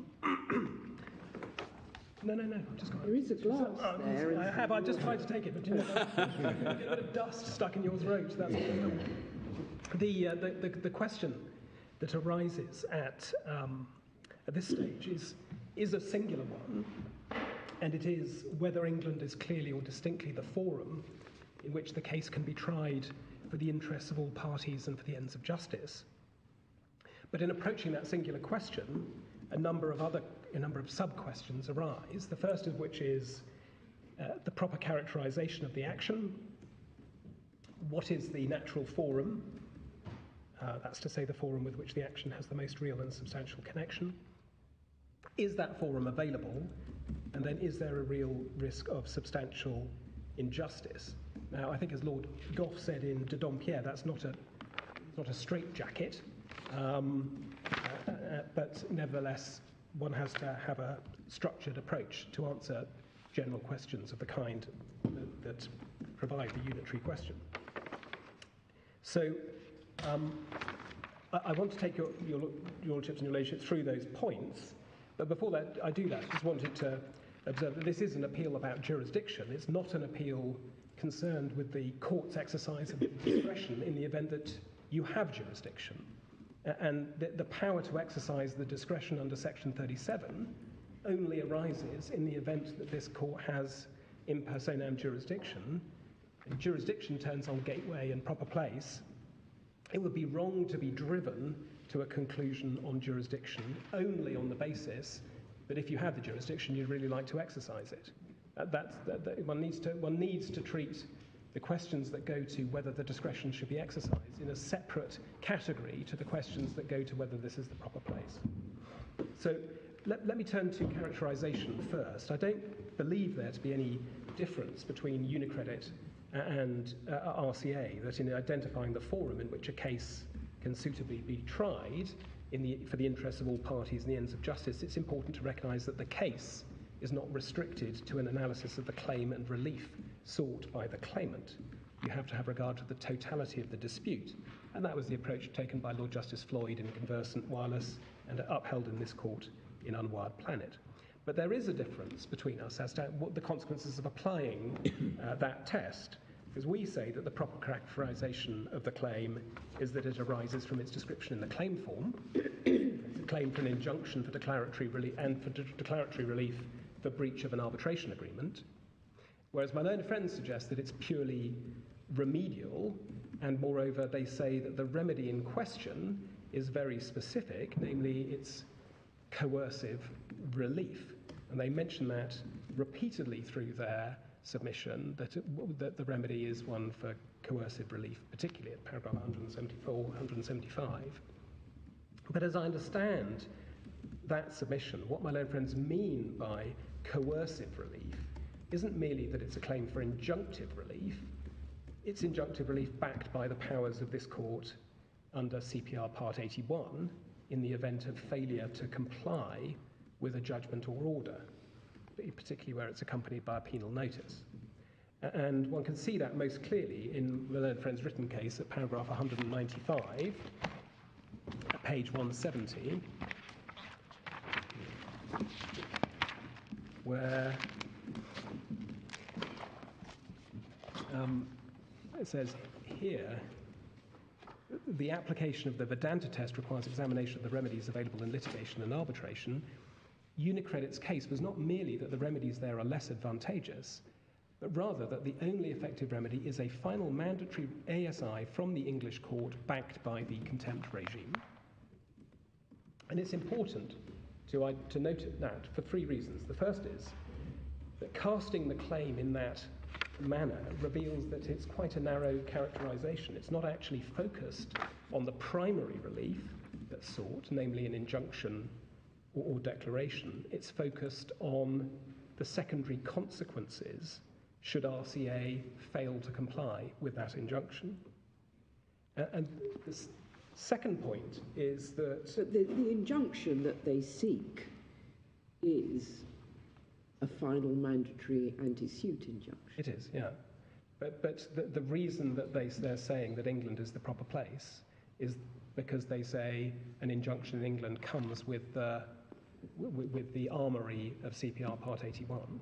That's it. Because if the claim was to be, if they were saying it's to be described purely remedially in the sense that it's a claim for an injunction or a claim for declaratory relief, those are remedies that are available before a tribunal in France, if such a tribunal is available.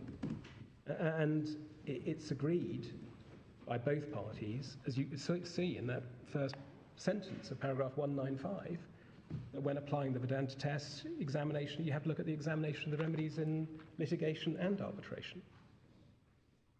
The third point is this, that by expressing the claim in that way, it suffers from the trap into which Mr. Justice Harman fell in Re Harrod's Buenos Aires, because if you want an order with coercive remedies in CPR Part 81, it's blindingly obvious that the English court is the only court that's going to give you that. I mean, you're defining it in such a way that this is the only jurisdiction. And so you would be prejudging the forum conveniens analysis. So we suggest that our characterisation, which is that it's a claim for injunctive relief for breach of an arbitration agreement, is faithful to the claim form and is a good general description of it. But if you're against me on that, if you say that actually the claim has to be defined as a claim with all of the bells and whistles that come from CPR Part 81, well, I'm going to lose. I mean, that isn't available in France. So, you know, France isn't going to be the proper forum for such a claim. But assuming that you are still with me, or at least with me to some extent, we move on to the question of natural forum. And in a case such as this, the natural forum must be France. There are any number of cases in which English courts have expressed the view that anti-suit relief falls naturally within the ambit of the seat of the arbitration.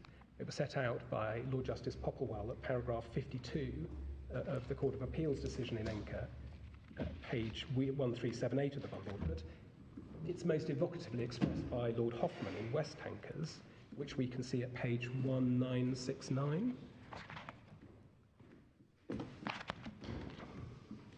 And in West Tankers, of course, the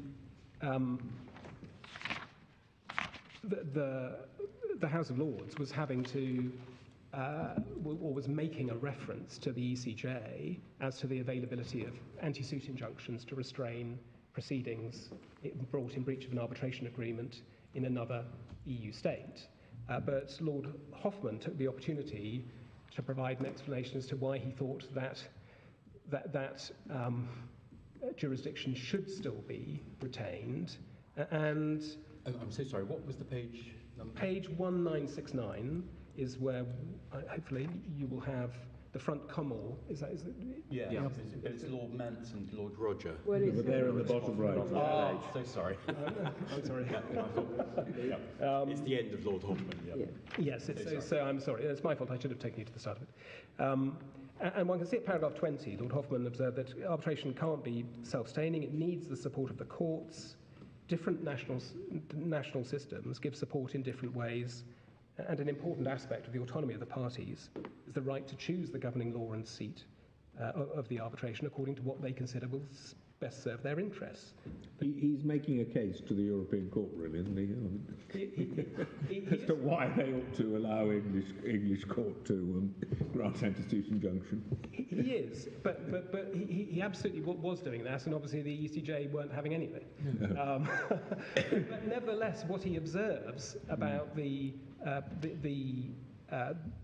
position in relation to arbitration is important, and it was agreed by Lord Mance, as it happens. But one can see that So paragraph 21, he refers to the existence of the anti-suit remedy and how that was regarded as an important and valuable weapon in promoting legal certainty, that this was just the kind of thing, that the consequences of not having that were just the sort of thing that parties meant to avoid by having an arbitration agreement. And then at paragraph 22, he said this: whether the party should submit themselves to such a jurisdiction by choosing this country as the seat of their arbitration is, in my opinion, entirely a matter for them. The courts are there to serve the business community rather than the other way round. No one is obliged to choose London. The existence of the jurisdiction to restrain proceedings in breach of an arbitration agreement clearly doesn't deter parties to commercial agreements. On the contrary, it may be regarded as one of the advantages which the chosen seat of arbitration has to offer. Professor Schlosser rightly comments that if other member states wish to attract business, they might do well to offer similar remedies. In proceedings falling within the regulation, it's right, as the Court of Justice said in Gasser and Turner, that courts of member states should trust each other. But in cases concerning arbitration falling outside the regulation, it's my opinion equally necessary that member states should trust the arbitrators under the doctrine of competence, or the court exercising supervisory jurisdiction to decide whether the arbitration clause is binding and then to enforce that decision by orders which require the parties to arbitrate and not litigate. So, and I'm relying on this point for the question of natural forum. It's a strong indicator that the natural forum for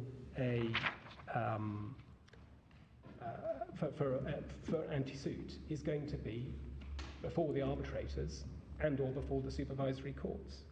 Lord Hopper was expressly anticipating that in a foreign-seated arbitration, the natural forum would be the arbitrators with such supervisory jurisdiction as the courts were able to provide. Now, my learned friends acknowledge these observations, but suggest that they shouldn't be taken to mean that anti-suit injunctions were within the exclusive remit of the curial court. But whether that's so or not doesn't detract from the point that for present purposes the starting point is and must be that France is the natural forum for relief arising from a failure to comply with a Paris-seated arbitration agreement, because that's the place that the parties have selected to resolve their disputes. And the fact that the arbitration agreement may be governed by English law, which is what we're assuming at this point, because if you were with me on my first point, we wouldn't have got here. That doesn't make Paris any less the place the parties have selected to resolve their disputes in arbitration and to supervise the arbitral process. So unless your lordships and your ladyship were to characterise the claim in this very narrow way that my learned friends do, there oughtn't to be too much dispute about the issue of natural forum. My learned friends are not right to say, as they do in their submission, that the choice of Paris seat is irrelevant. It's the starting point for the analysis. And the question that then arises is whether the natural forum is available, and if so, whether substantial justice can be done there. And so far as that's concerned, my learned friend breaks that down into a sequence. Firstly, is the natural forum available? Secondly, will substantial justice be done there? And we don't particularly dissent from that, but we can see there isn't necessarily a sharp border between the two inquiries, depending upon how strictly you describe availability. But I want to deal with availability. We set out the test for availability at paragraph 115 of our written case by reference to a passage in Dicey.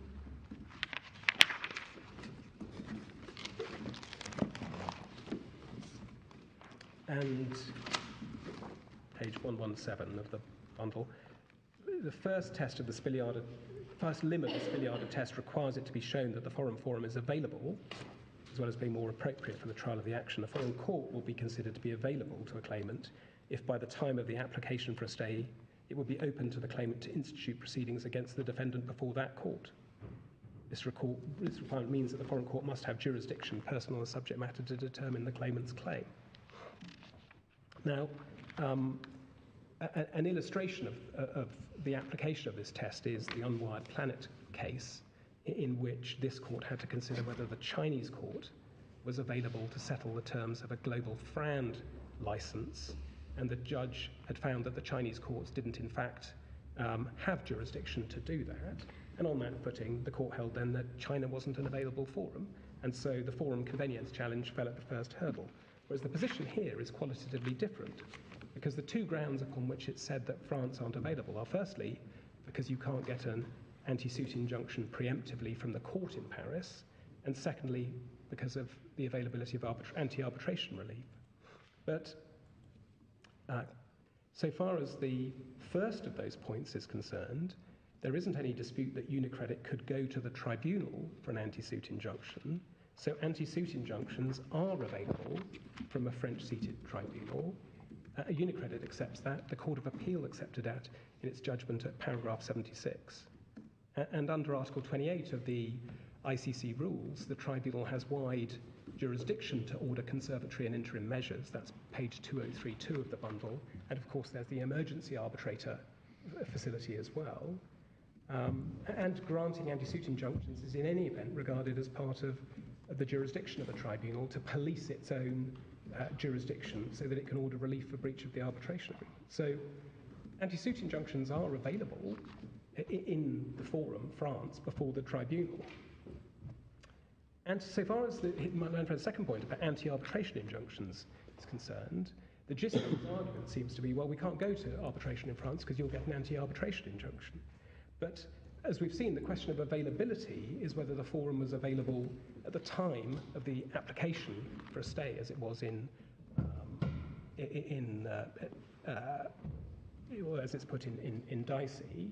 But French jurisdiction was available to UniCredit at the time of their application in these proceedings. Deutsche Bank and Commerzbank have both brought arbitrations against us back in August and September of last year. And UniCredit could still bring arbitral proceedings even now, regardless of whether we can apply for an anti-arbitration injunction. Indeed, even if we were to apply for and obtain an anti-arbitration injunction, there's no suggestion that that would be enforceable against UniCredit in Germany or France. So it doesn't make Paris unavailable. It's not related to unavailability. It is a point that I need to come back to, though, on the question of substantial injustice, and I will. Is there a difference between the enforceability of an anti-suit injunction granted by the English courts and an anti-suit injunction granted by a Paris-based arbitral tribunal? Yeah, there is a difference between those things, and that goes to the question of whether substantial justice will be obtained, as opposed to the question of its availability. So my learned friends rely on that at various levels of the analysis, and what I would suggest is it naturally comes in at the question of substantial injustice, and I was going to address it there. But before I address that, just as a sort of overarching point in relation to substantial injustice, the question of whether substantial justice can be obtained in France is not, or ought not to be, a relative question. You're not trying to compare the practices and procedures in France or other civil law systems against the equivalent procedures and practices in England. It should be sufficient to look at what happens in France. And that's particularly the case when neither party is English and they've chosen France to resolve their dispute. And one can see this in Lord Gough's speech in Connolly, where at page 1190 of the bundle,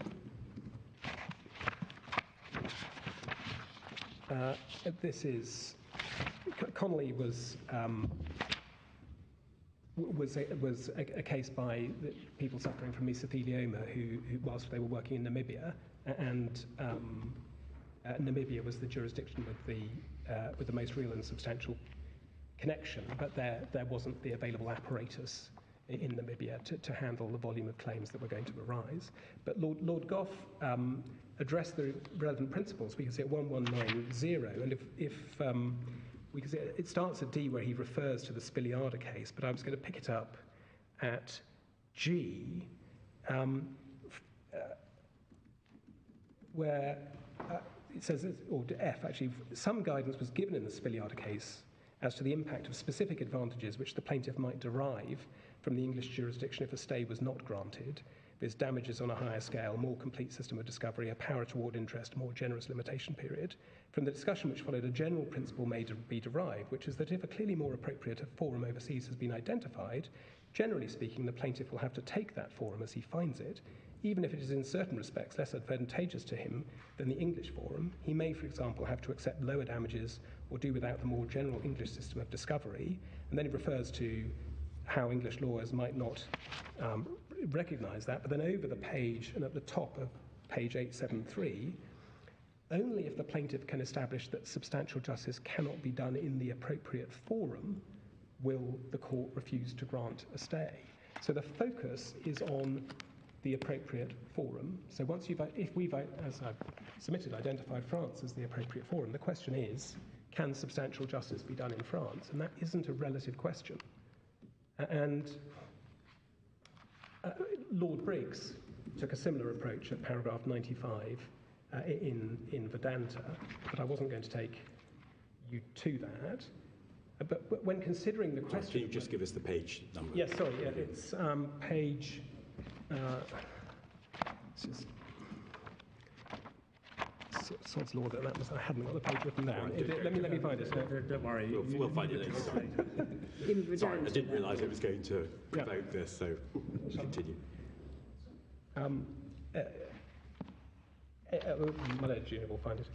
But anyway, when considering the question of whether justice can be obtained in France, it's convenient to start by looking at the form of injunction, which you've all seen. It's in the key documents bundle, and it's essentially an order that restrains us from pursuing or prosecuting our claims, restrains us from seeking interim or conservatory relief, and requires us to discontinue the proceedings in Russia. And it's accepted that that's relief that can be obtained before the arbitral tribunal.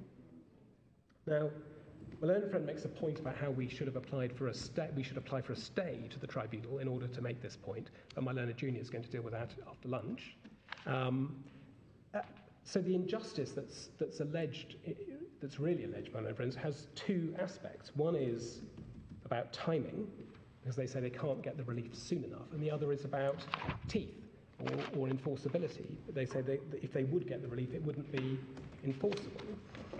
On the question of timing, I just needed to check the time because I wasn't sure how much time I had left. But you're doing very well. I'm doing okay. Okay, good. Going too fast, possibly. But well, I certainly wouldn't speed up. I'm sorry. It was page 1884 of the of the bundle was the reference to Vedanta. Right. So let me rewind a little bit. When one starts from the premise that the relief that has been sought from the English court is relief that's available from the tribunal, the questions that arise as to whether or not substantial justice can be derived from dealing with it before the tribunal have two characteristics. One is about how quickly can you get it? How quickly you can, and the other is about how enforceable it is. And in terms of not being able to get relief soon enough, the point actually boils down to saying that UniCredit can't go to the French court to get anti-suit injunctive relief ahead of their arbitration. That's really the core point, because they accept that you can get anti-suit relief by way of an order from an emergency arbitrator. So these transnational principles that the French court applies don't include the grant of an anti-suit injunction by the court? They do not. Whether that's because of the transnational principles they apply, or rather, I think there is a bit of evidence about the philosophy behind the French court's resistance to granting anti-suit injunctions, but it's, as I understand it, rooted in the sense that involves too much interference with the activities of foreign state courts. I don't think it's grounded in the substantive principles. So it's common ground between the parties that one can't get an anti-suit injunction, a preemptive anti-suit injunction from the court in France, but it's not correct to characterise the absence of that weapon if I can put it that way, from the French judicial armoury as probative that substantial justice can't be done in France. And we've addressed that point in our written case at paragraphs 109 to 114. But I took you to that passage in West Tankers, which points out that there are profound differences between the interim remedies that are available in civil law countries and in England. Lord Hoffman didn't seem to think that that meant that you can't get substantial justice in France, and the English court can hardly say that substantial justice is unavailable to foreign parties in France because the French court doesn't grant preemptive anti-suit injunctions. If the court was to say that, it would be true whether this court had any basis for asserting jurisdiction in relation to the case or not. It would apply as a criticism of France as much of an arbitration agreement governed by English law as an arbitration agreement governed by French law. And one could say... Do you say that the substantial justice test, you look at, could they get substantial justice in this particular case, having characterised the claim, or do you say it's a broader look at the impartiality and incorruptibility of their judiciary divorced from this particular claim? Well, I think one has to be... The substantial justice test definitely requires one to look at the claim itself. So I mean, in Connolly and Vedanta, one is very much focused on how this claim, whether this claim is capable of being presented. That is certainly a factor which can be taken into account. But once you strip away from the characterization of the claim, its characterization as a claim for the availability of the remedies in CPR Part 81, and just treat it as a claim for an anti-suit injunction, then, and ask yourself whether substantial justice can be dealt with in France, the tribunal can grant that, one's really asking a question about the sufficiency of the French legal system as a whole. That is how what it breaks down to, and that's why this point touches, and it's the only point that we have that touches in a very limited way on comity. I mean, our point isn't that French courts would be offended at the idea, philosophically or morally, that the English court grants anti-suit injunctions. We don't suggest any such thing at all. The issue is whether the English court should be saying that justice cannot be obtained in France where someone breaches an arbitration agreement.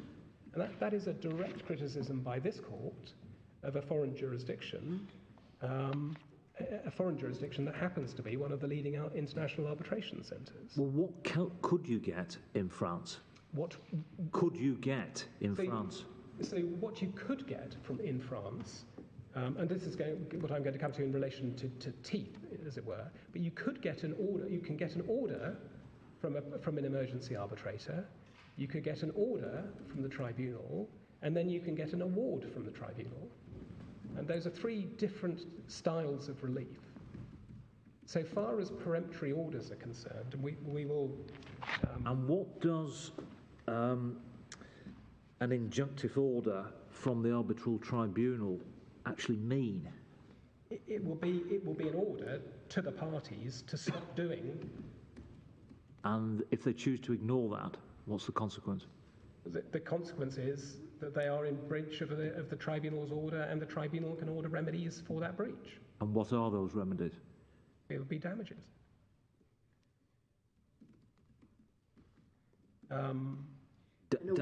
Damages for breach of the order made by the... Likely to be breach for the breach of the arbitration injunction, which was the arbitration agreement.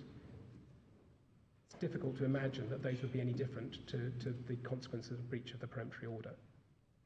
But in theory, they could. So the three things you said, they can get an interim order of the tribunal on emergency cases, they can get a final order, and they can get an award. Yes.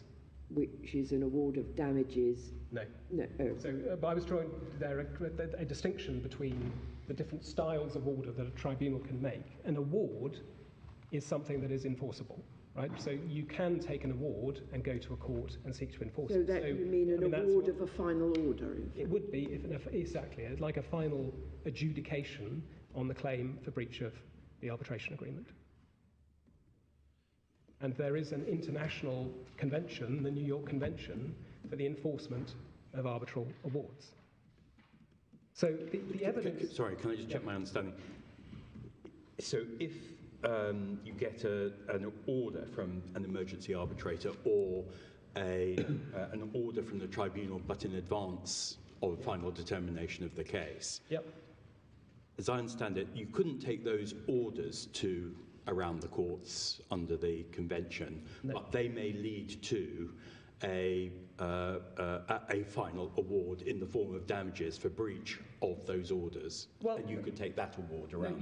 The award that you would be seeking is an award for a declaration that there was a breach, rather as they've sought in their claim in these proceedings, a declaration that there was a breach of the arbitration agreement, an injunction to restrain you from doing things in breach of the arbitration agreement, and damages for any consequences of the breach of the arbitration agreement. So that's what would be in the award. The award is exactly the same. And damages for breach of the award as well. You could, if there was some specific loss that was referable to failure to comply with a peremptory order, I don't see why they couldn't add that. But it's difficult to imagine that adding much. Okay. To the underlying. But in all events, what you could take around the convention countries would be at the final award, which would reflect. It would not be the earlier stage, and this is my learned friend's point about teeth, because my learned friend says, well, an injunction by way of a peremptory order, whether by an emergency arbitrator or by the tribunal, so an order falling short of an award would be toothless because the French court will not enforce a peremptory order from a tribunal. And they rely upon the passage from Monsieur Honley's report at paragraph 73, which is page 790 of the bundle, which confirms that there is no architecture in the French Civil Procedure Code for the court to enforce a peremptory order of a tribunal. But that's focused on the orders, not on the award. So that is the limit to the teeth, if you like. And at that point is a point that there isn't available in France the machinery that we have here in section 42 of our Arbitration Act, which enables the court here to make an order requiring a party to comply with a tribunal's peremptory order where the arbitration is seated in England. So this court does have that power where the case is seated in England. But the UNCITRAL trial model law doesn't contain a requirement to the effect, to this effect. So this is simply a feature of arbitrating in France and in many other countries that it is not redolent of substantial justice being unavailable in France. It's just a different architecture of the law of arbitration. But it means that in France, you can't go to the court to get an anti-suit injunction. Can't. You can go to the arbitral tribunal or the emergency arbitrator and end up with a monetary award. You can go to the you can. You could get an order from them. You can get an order. But the French court, just as they won't order it in the first place themselves, they won't enforce it. They won't give an order backing the arbitrator's order. They won't back the arbitrator's order. So at this stage, at the preemptory stage, if you like, the French court is not affording the same remedies that the English court affords. That's what I'm putting to you. The fact that you can go to an emergency arbitrator and get what looks like an injunction is not very satisfactory when there's no backup to that. It's not what we would call an order. Right. I mean, I'm not sure what animal it actually is if there's nothing to back it up. Are there sanctions within the context of the arbitration. So could the arbitrators, the arbitral tribunal, say, we have issued this order to stop you bringing this litigation elsewhere.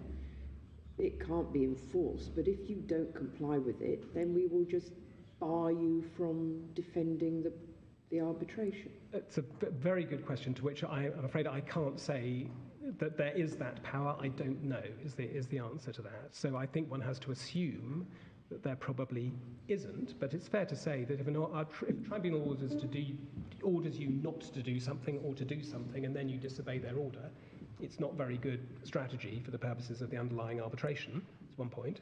But the second point, and the more significant point to address my Lord Burrows' question, is that in this respect, France is different to England. So England does, in Section 42, provide a mechanism for the peremptory orders of a tribunal to have teeth. But in that respect, England is different to France. But many other countries are different to England. It doesn't mean that you're not getting substantial justice in France. But in terms of the form of justice that you get if things are left in France, as opposed to if an anti-suit injunction is granted here, I mean, from what you say, it does seem to resolve into a choice between injunctive relief against damages, after the event damages, because that's the award that would be enforced in France ultimately. Well, it doesn't quite divide that way, because of course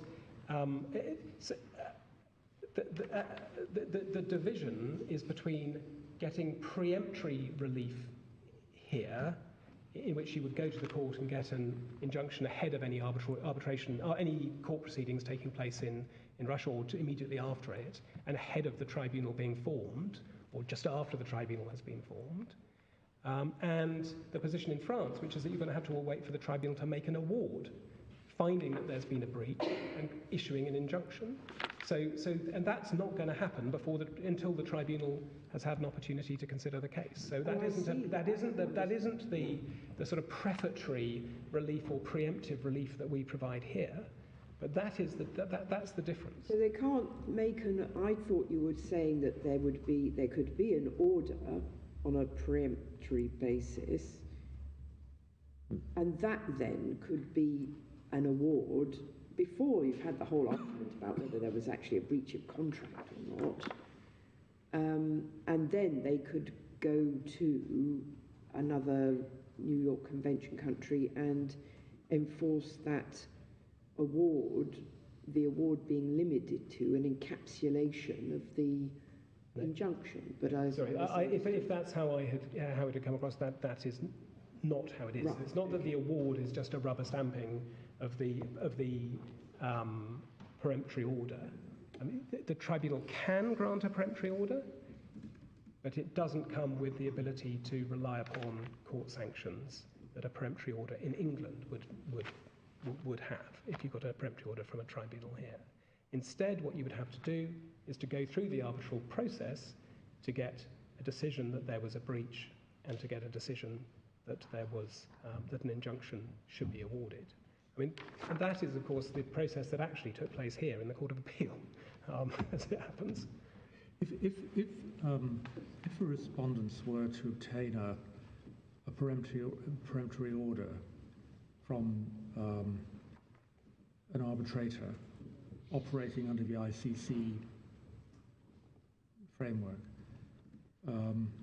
convention, would it be enforceable in any other jurisdiction that might be useful to them? An order wouldn't be, no. So you need the award. The New York Convention only attaches to awards, and there is there's a live debate about whether the decisions of our emergency arbitrators are awards or orders. Yes. But people tend to think that they're orders, and I'm not advancing a different case here. So yeah, you're left to go to pursue an award before the tribunal. But as I say, that is just a feature. Yeah, and obviously once you've got an award, you can then travel around the world with it, and then you can apply whatever remedies come with whichever country you happen to enforce it in. But by that stage, what will have been gone through, an arbitration about whether they were in breach of the arbitration agreement, or the arbitration of the, oh, you sold us only 4,000 widgets and we paid you for 6,000 widgets. Which you would expect there to be a partial, conventionally, in this case, you'd expect there just to be a partial award in relation to the question of breach of the arbitration agreement. And certainly that could be dealt with, even if UniCredit was to decide to commence an arbitration seeking a declaration that it wasn't liable to pay under the bonds, so dealing with the substance of the case. I would expect them, if they wanted an anti-suit injunction from the tribunal, to seek to have the question of whether we were in breach of the arbitration agreement dealt with quickly and first. That's what you'd expect.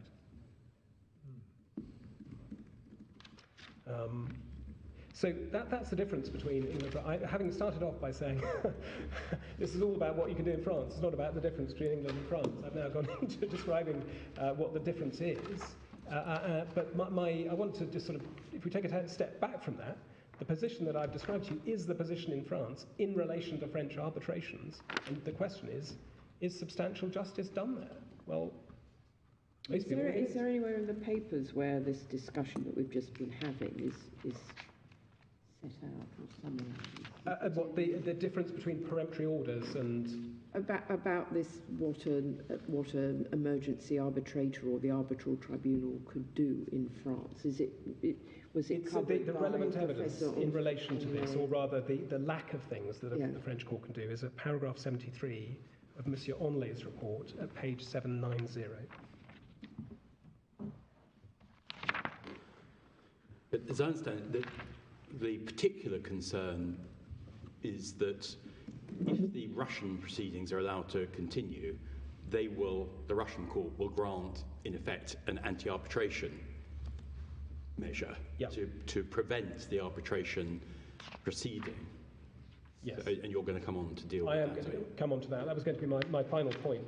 I was going to touch quickly on they have another point about that an arbitral award wouldn't be, or rather would be toothless because it wouldn't be enforceable in Russia, they say.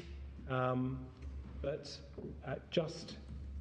that doesn't mean that substantial justice can't be done in France, because enforceability in Russia can't be the relevant consideration in a world in which we're talking about bringing proceedings here. I mean, there's no suggestion at all that an order that this court makes is going to be enforceable in Russia. So what difference does it make that the arbitrators can't make an award that is enforceable in Russia? That can't be a factor that is redolent of substantial injustice. And as I say, an award from the tribunal would be enforceable anywhere.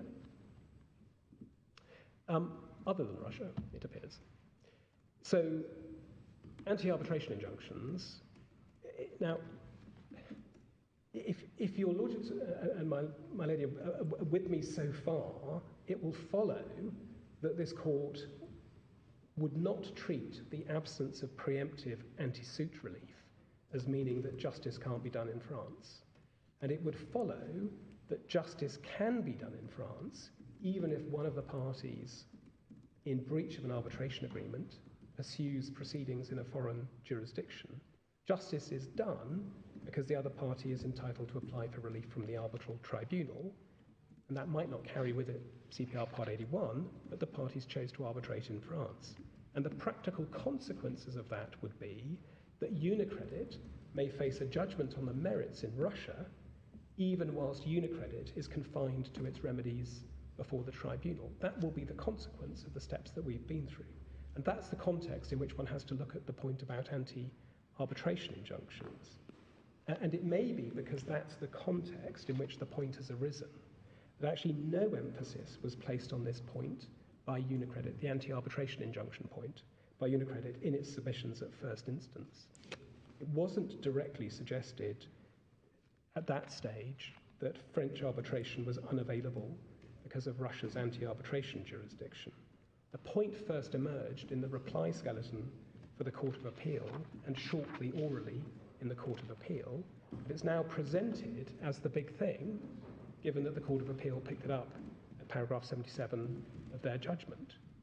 But the reason why this point didn't figure as a major point previously requires some understanding of what this jurisdiction is. And the jurisdiction that they're referring to is one that would theoretically expose them to the possibility of an estrangement from the Russian court. But the sum of that, an estrangement is an order to pay a certain sum for having failed to comply with the court's order. But the sum of that estrangement is limited to the amount that UniCredit claims before the foreign court or tribunal. So if UniCredit were to limit its claim to one for declaratory relief in relation to breach of the arbitration agreement and or an anti-suit or anti-enforcement injunction, the value of that claim may be correspondingly low. And one can see this in their evidence that they produced at first instance, which is at page 677 of the bundle.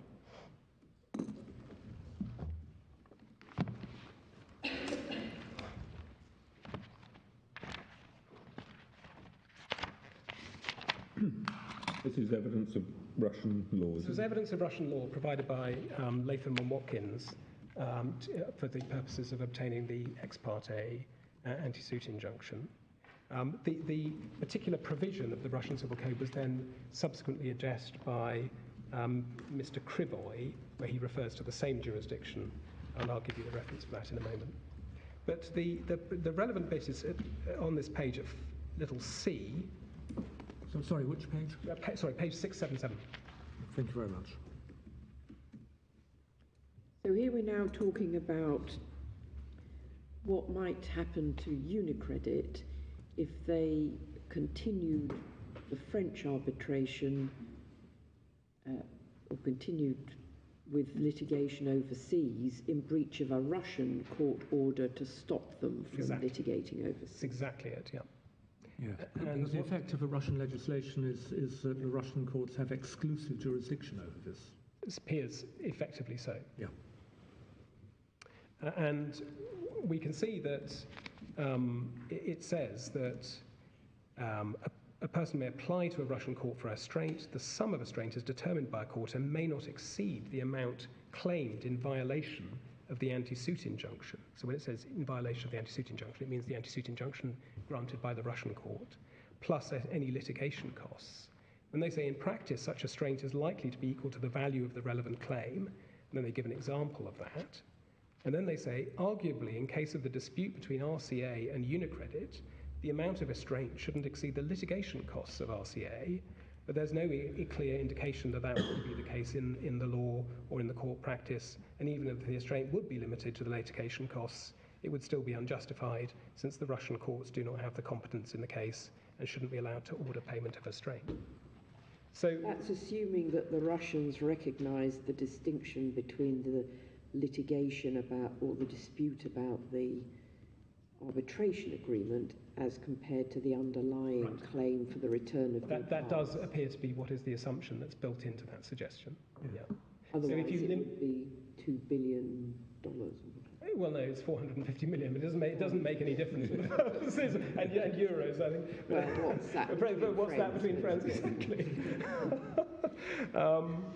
But so on the face of it, it appears that an restraint is likely to be relatively small beer by comparison to the actually a fundamental principal judgment sum in Russia, which may be why, as I say, this didn't figure as a big topic when we were before Sir Nigel Tier at first instance. And in any event, there's no suggestion, we have no evidence about whether UniCredit has assets in Russia in excess of 450 million euros. We just don't have any evidence about, we have evidence that it has assets in Russia, but no identification of what they are. Just an assertion that there are some, or that there were some in September last year. And since an anti-arbitration injunction from the Russian court wouldn't be enforceable in France, it's not going to stop UniCredit from bringing an arbitration in France if it wants to. So there is a danger of the anti-arbitration injunction point, which sounds like a big point about availability, actually being a case of the tail wagging the dog. You shouldn't accept jurisdiction and order an anti-suit injunction in relation to the main sum because of the possibility of an anti-arbitration injunction, which probably makes no practical difference to anyone, even if it's applied for and obtained. And this is a point on the availability or not of the French arbitration. That seems to be the way that it's put.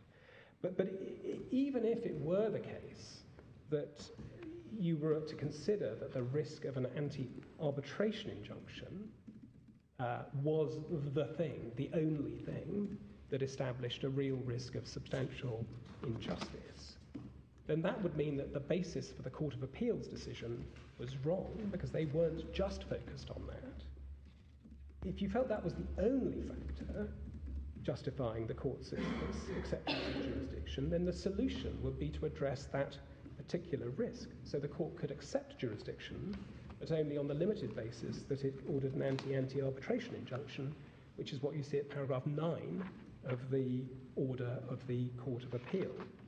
And that would address, to the extent that the English court can, the specific risk, namely of an anti-arbitration injunction, somehow affecting UniCredit's ability to arbitrate in France. But it would ensure that UniCredit wasn't able to obtain a broader injunction of a kind that this court wouldn't normally allow. What page is paragraph 9 of the order? Page 858. 858. 858, yeah. So it's in the key documents bundle at tab 4. So you're saying that this court should order not an anti-suit injunction against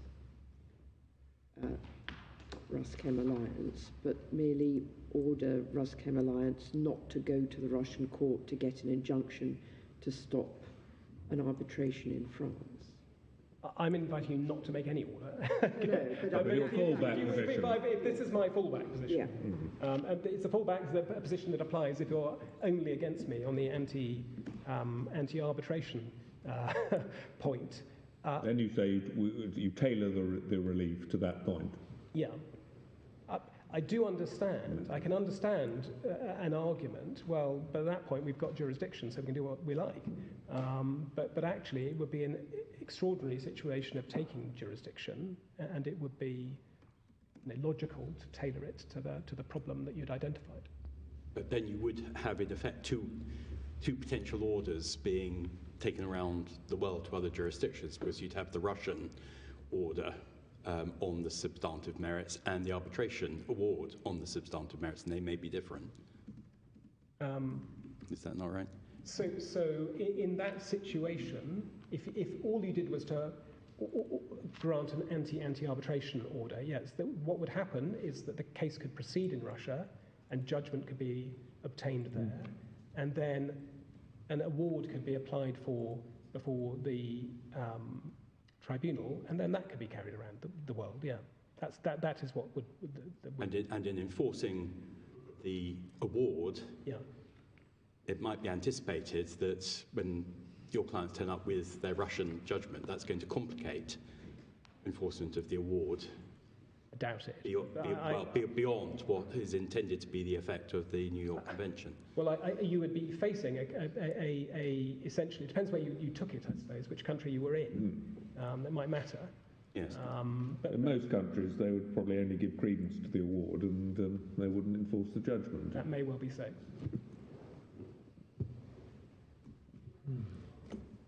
Well, I think that I didn't address IPOC.